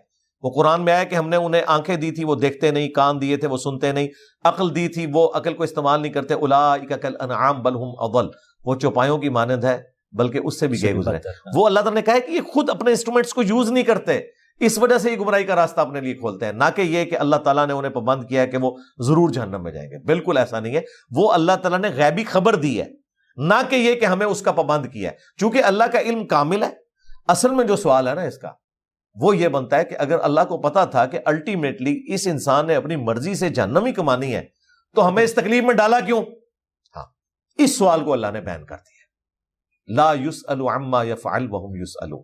اللہ کو کوئی نہیں پوچھ سکتا کہ اس نے کوئی کام کیوں کیا، وہ سب کو پوچھ سکتا ہے. تو سوال ہی ختم ہو گیا نا. جی سوال ختم. اصل میں نا یہ سوال اٹھانا چاہیے، یہ سوال. اچھا لیکن اس کا بھی جواب ہے میرے پاس، اس کا بھی جواب میں دوں گا. اس کا جواب یہ ہے، مجھے یہ بتائیے اگر آپ کو کوئی شخص پانی میں دھکا دے دے اور کنارے پہ کھڑا ایک شخص یہ کہے کہ یوں کر کے ہاتھ مارو تم کنارے پہ آ جاؤ گے اور بچ جاؤ گے، تو ہمارے کے ہاتھ. اچھا آگے سے وہ یہ کہنا شروع کر دے مجھے بتاؤ میری مرضی کے بغیر مجھے دھکا کس نے دیا، یعنی میری مرضی کے بغیر مجھ سے پوچھے بغیر مجھے کس نے پیدا کیا، تو بھائی آپ ڈوب جائیں گے. پہلے تو کنارے پہ آنا ہے. تو اس کا حال یہ ہے کہ وہ اس کو بتائے گا بھی کنارے پہ آ جاؤ، پھر دھکا دینے والے سے بھی پوچھ لینا. یہ جو کنارے پہ کھڑا شخص ہے یہ وقت کا پیغمبر ہے جو کہہ رہا ہے کہ تمہیں اللہ نے پیدا کیا ہے, ہاتھ پاؤں مارو جنت تک پہنچ جاؤ گے. جنت میں جا کے انشاءاللہ ہم مل کے پوچھیں گے کہ یا اللہ ہماری مرضی کے بغیر ہمیں کیوں پیدا کیا. اور میں آپ کو یقین سے کہتا ہوں جب جنت میں کوئی پہنچ جائے گا وہ کہے گا یا اللہ تیرا شکر ہے کہ تو نے اپنی خدائی میں مجھے ساتھ شامل کر لیا, خالق اور مخلوق کے فرق کے ساتھ, کہ تو پوری کائنات پہ حکم چلا رہا تھا, مجھے بھی ایک کائنات تو نے دے دی, کن فیکون کا حکم چل رہا ہے. تو یہ تیری مہربانی ہے کہ میں ہمیشہ سے نہیں تھا لیکن تو نے مجھے ہمیشہ کے لیے پیدا کیا اور ہمیشہ کی کامیابیاں میری مقدر ہو. نہیں وہاں تو شاید ہماری ریکارڈنگ ہی سنا دی جائے جو ہم نے وہ عہد دیا ہوا ہے, وہ نہ بھی سنائی جائے. ہم نے تو بھائی جنت میں جا کے پوچھنا بھی نہیں ہے ہاں کہ بھائی ہم جنت میں پہنچ کے بھائی دنیا میں صحیح پیدا کیا. اچھا جو غلامی کا ایک کانسیپٹ ہے وہ ابراہم لنکن کو کریڈٹ دینا ہے یا کہیں مذاہب نے بھی اس کے قطعیت کے ساتھ اس کو ختم کرنے کے لیے کوئی احکامات دیے ہیں کہیں پر؟ ابراہم لنکن جو ہے نا جی وہ تو آپ سمجھ لیں ایپیکس ہے اس کا, اسے کریڈٹ بنتا ہے. یہ بالکل ناانصافی ہوگی اگر اسے کوئی کریڈٹ نہیں دیتا. یہ اس طریقے سے ہے کہ آپ آئنسٹائن کو کریڈٹ نہ دیں, نیوٹن کو کریڈٹ نہ دیں. آج ہم جتنی فیسلٹیز اویل کر رہے ہیں نہ اجمیر شریف والوں نے دی ہیں نہ بغداشی والوں نے دی ہیں. ہماری ایک ایک چیز, ہمارے کپڑے بھی اتر جائیں اگر لوگوں کی کنٹریبیوشن نہ ہوتی ہے. جو جن مشینوں پہ یہ کپڑے بنے ہوئے ہیں, ہم اس وقت سائنس کے مرہون منت ہیں, ان فزکس کی فیلڈ کے ایکسپرٹس کے مرہون منت ہے جنہوں نے ہمیں اتنی فیسلٹیز دی ہیں کہ ہم زندگی اپنی سکون سے گزار رہے ہیں, عبادات بھی سکون سے کر رہے ہیں. وہ کریڈٹ ان کو دینا چاہیے. غلامی کا جو ایک ابتدا والا معاملہ ہوا وہ کریڈٹ رسول اللہ صلی اللہ علیہ وآلہ وسلم کی ذات کو جاتا ہے کہ انہوں نے پہلی دفعہ جو پیسا ہوا طبقہ تھا غلاموں کا اور عورتوں کا, انہیں ان کی جو بیسک نیڈز کے حوالے سے جو بیسک ان کے حقوق تھے وہ دیے کہ جو خود کھاتے ہو انہیں کھلاؤ گے, جو خود پہنتے ہو انہیں پہناؤ گے. اور اس طریقے سے عورتوں کے حقوق تو اتنے زیادہ کر دیے کہ بعض معاملات میں مردوں سے بھی زیادہ ہو گئے. اس معاشرے میں جہاں عورت کی کوئی عزت نہیں تھی, عورتوں کے حقوق کا کریڈٹ رسول اللہ صلی اللہ علیہ وآلہ وسلم کی ذات کو 100% جاتا ہے. ادھر سے یہ سوچ نکلی ہے. اس ماڈرن ورلڈ میں آپ کو عورت ایک کموڈٹی کے طور پہ پیش کی جا رہی ہے, اس کے حقوق کی بات نہیں ہو رہی ہے. سیدھی سی بات ہے. جو حقوق اسلام نے عورت کو دیے ہیں کہ وہ گھر کی رانی ہے, مرد نے کما کے اسے کھلانا ہے. جناب یہ والی زندگی آج فیملی لائف جو ٹوٹی ہوئی ہے, آپ ذرا یورپ امریکہ کی میں تو وہ سارے انٹرویوز نیو مسلمز کے بھی دیکھتا ہوں, وہاں کے لوگوں کے بھی, کہ کس قسم کی ان کی زندگی ہے. جو باقی انصاف کی وجہ سے معاشرہ قائم ہے وہ اپنی جگہ ہے, بیسک نیڈز ان کی پوری ہو رہی ہے. لیکن یہ جو خاندانی نظام ہے ان کا تو برتھ ریٹ اب نیگیٹو میں جا رہا ہے. اس لیے تو وہ آپ کو وہاں پہ پناہ دے رہے ہیں اور ویزے انہوں نے کھولے ہوئے ہیں, وہ اسی وجہ سے کہ وہ سارا سسٹم ان کا ٹوٹ گیا. رہا جو غلامی والا کریڈٹ ہے, وہ کریڈٹ نبی صلی اللہ علیہ وآلہ وسلم کی مبارک ذات کو 70% جاتا ہے اور بعد کا 30% میں ابراہم لنکن کو دوں گا. نبی الاسلام نے اس وقت گیون سرکمسٹانسز میں اس سے بیسٹ پاسبلٹی نہیں تھی. لوگ کہتے ہیں کہ نبی الاسلام نے خود حرام کیوں نہیں قرار دے دیا, یا اللہ تعالیٰ آپ کے ذریعے. بھئی پورے کا پورا سسٹم غلاموں کے اوپر چل رہا تھا. اگر انہیں چھوڑا جاتا, ان کے پاس کوئی ہنر نہیں تھا, انہوں نے واپس ادھر ہی آنا تھا. اس لیے بار بار ترغیب دلائی گئی کہ غلاموں کو آزاد کیا جائے اور اس کے اوپر جتنے ایسی جو گناہ کرنے کے اوپر پینلٹیز ہیں, اگر قتل نہ حق ہو گیا ہے یا کسی نے روزہ توڑ دیا ہے, اس کے اوپر بھی غلام آزاد کیا جائے. اس سسٹم کو اتنا ڈسکریج کیا گیا کہ یہ وقت کے ساتھ اپنی موت مر جائے. دوسری طرف جو لوگ خود محنت کر کے اپنے آپ کو آزاد کروانا چاہیں تو اس کے لیے حکم جاری کر دیا. پہلے تو یہ ہو ہی نہیں سکتا تھا. ہاں مکاتبت کا. اچھا تو آپ وہ سارے سٹیپس دیکھیں, وہ شروع کے طے کروائے, پھر انسان اس طرف آیا. موجودہ جو انسان کی ترقی ہے اس کا کریڈٹ 70% اگر قرآن کو جاتا ہے تو 30% بعد کے لوگوں کو بھی جاتا ہے کہ جنہوں نے اس کے ذریعے اپنا دماغ کھولا. ہم یہ نہیں کہیں گے کہ بعد کے لوگوں کی کوئی کنٹریبیوشن نہیں ہے, چاہے غلامی کا ایشو ہو, چاہے بیسک ہیومن رائٹس کا مسئلہ ہو, عدلیہ کے نظام کا مسئلہ ہو, ڈیموکریٹک ویلیوز کا ایشو ہو, وہ ہم جس کا جو بھی ڈیو کریڈٹ ہے وہ ہم اس کو دیتے ہیں. کارل مارکس کا جو کریڈٹ بنتا ہے وہ ہم اس کو دیں گے, جو غلطی ہے اس میں ہم اختلاف رائے کریں گے. سب کی کنٹریبیوشن ہے.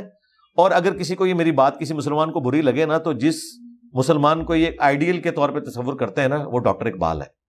ڈاکٹر اقبال نے جو شیطان کی مجلس سے شورا, وہ آپ پڑھ کے دیکھ لیں. اس میں ڈاکٹر اقبال خود مان رہے ہیں کہ انسانیت ترقی کر کے اسی سٹیج پہ آ گئی ہے جو نبی الاسلام کو اللہ تعالیٰ نے جو بیسک مورل ویلیوز دی تھی نا, کہ اس کے مطابق انسانیت کو زندگی گزارنی چاہیے. انسانیت نے ترقی کر کے وہ چیز حاصل کر لی ہے. اب مجھے بتائیں, ट्रैफिक قوانین جو ہے ان کا کریڈٹ انہی کو جائے گا نا جنہوں نے قوانین بنائے ہیں. اب زبردستی دھکے سے کسی مسلمان سائنٹسٹ کے کھاتے میں تو نہیں ڈالا جا سکتا. گورا تو یہ نہیں کرتا کہ وہ الخوارزمی کا کریڈٹ لے کے کسی اور کے کھاتے میں ڈالے. وہ تو کہتے ہیں کہ الجبرا کا بانی جو ہے وہ الخوارزمی ہے. الجبرا ورڈ خود عربی کا ہے, ٹھیک ہے, وہ تو کریڈٹ دیتے ہیں جس کا ہے. ہمیں بھی کھلے دل کے ساتھ جس کا جو کریڈٹ ہے وہ اس کو دینا چاہیے کہ یہ اس کی کنٹریبیوشن ہے سائنس کے لیے. اگر وہ یہ نہیں کرتا, امونیا جس بندے نے ایکسٹریکٹ کی تھی, جب وہ نوبیل پرائز لینے گیا تھا تو وہاں اس کے استقبال کے لیے کوئی نہیں تھا, صرف اس وجہ سے کہ وہ جرمن تھا اور اس نے امونیا کو لوگوں کے قتل عام کے لیے بھی یوز کیا, ہٹلر کی محبت میں, وہ بم بنانے کے لیے. اس وجہ سے لوگوں نے پروٹیسٹ کیا, لیکن پرائز اس کو انہوں نے دیا ہے کیونکہ آج انسانیت اگر زندہ ہے نا تو اس شخص کی بدولت جس نے وہ کھاد بنانے کا فارمولہ آپ کو دیا, ورنہ آج دنیا میں یہ گندم اویلیبل نہ ہوتی, اس میس لیول پہ نہیں ہونی تھی. یہ کریڈٹ آپ اس کیمسٹری کی فیلڈ کے بندے سے نہیں لے سکتے, یہ اس کا کریڈٹ ہے. جس کا جو کریڈٹ ہے وہ دینا چاہیے. اور ادھر ہی میں پاکستان کے لیے بھی بات کروں گا کہ جو پاکستانی فوج کا کریڈٹ ہے وہ اس کو ملنا چاہیے. وہ پالیٹکس میں لچ فرائی کرتے ہیں, تباہی کی وجہ ہے اس حوالے سے, اور آج وہ توبہ کر رہے ہیں لیکن وہ توبہ ان کی قبول نہیں ہو رہی ہے عوام کی نظر میں.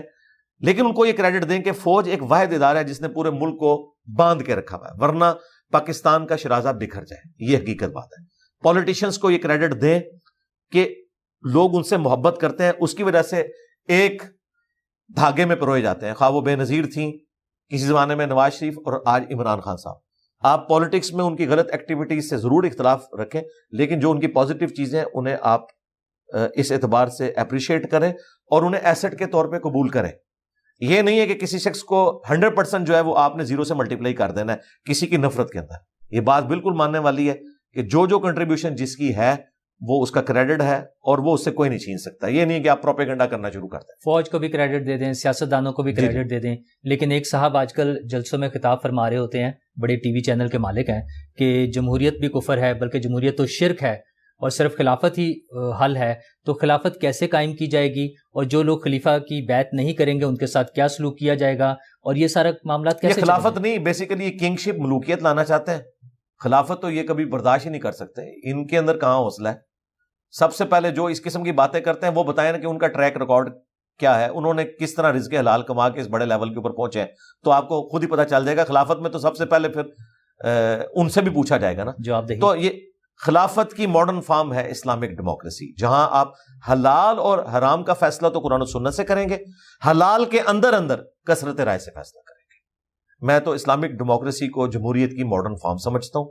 یہی ہے بیسیکلی خلافت, سیدھی سی بات ہے. اس سے قبل آپ نے بات کی جب خواتین کے حقوق کے حوالے سے, تو ایک صاحب نے بیٹھ کے بتایا کہ 95% خواتین تو جاہل ہیں.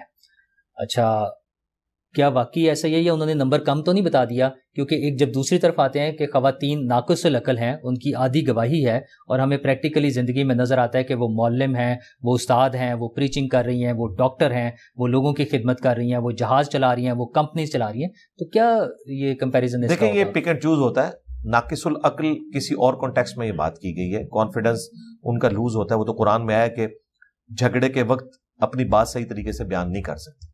یہ تو ریالٹی ہے, یہ تو ہمیں پتہ ہے کہ ایسا ہوا ہے.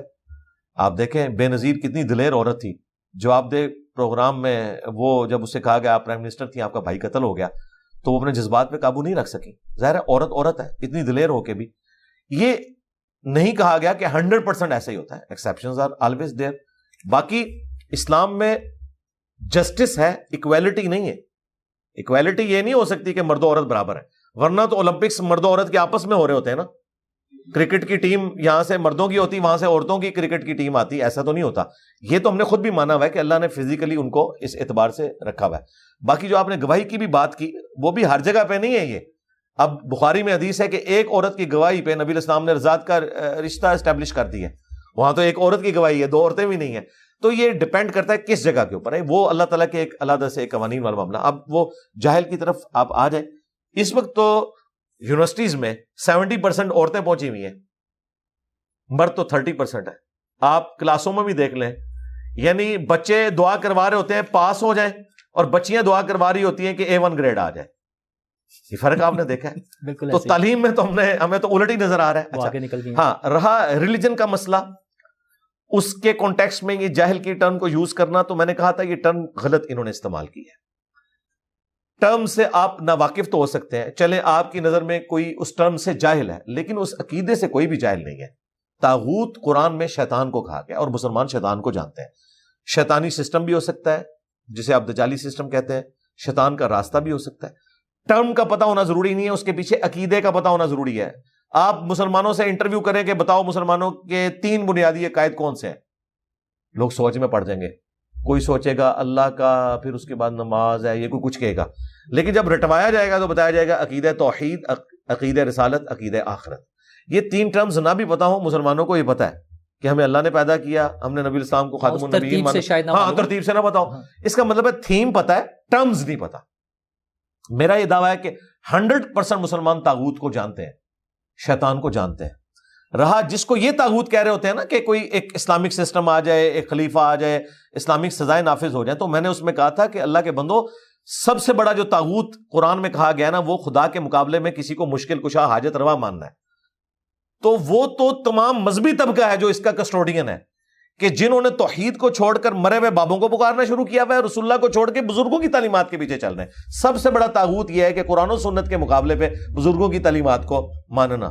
اس کے کسٹوڈین تو یہ لوگ خود ہیں جو طاغوت کی باتیں کر رہے ہیں، کیونکہ یہ خود صوفیوں کے ماننے والے ہیں. انہیں نہیں پتا کہ صوفیاء نے اس دین کے ساتھ کیا کیا ہے. ان کے ٹیکسٹ بک سے میں نے ثابت کیا کہ کیا کیا انہوں نے قرآن و سنت کے خلاف عقائد و نظریات امت میں پروپیگیٹ کیے ہیں، اور اس میں آپ ان کو کلین چیٹ نہیں دے سکتے. یہ انہی کی تعلیمات ہیں جو ہمیں ابھی قبر پرستی کی شکل میں نظر آ رہی ہیں اور باقی چیزوں کی شکل میں نظر آ رہی ہیں. تو یہ سٹیٹمنٹ ان کی ایک بالکل غیر مناسب تھی.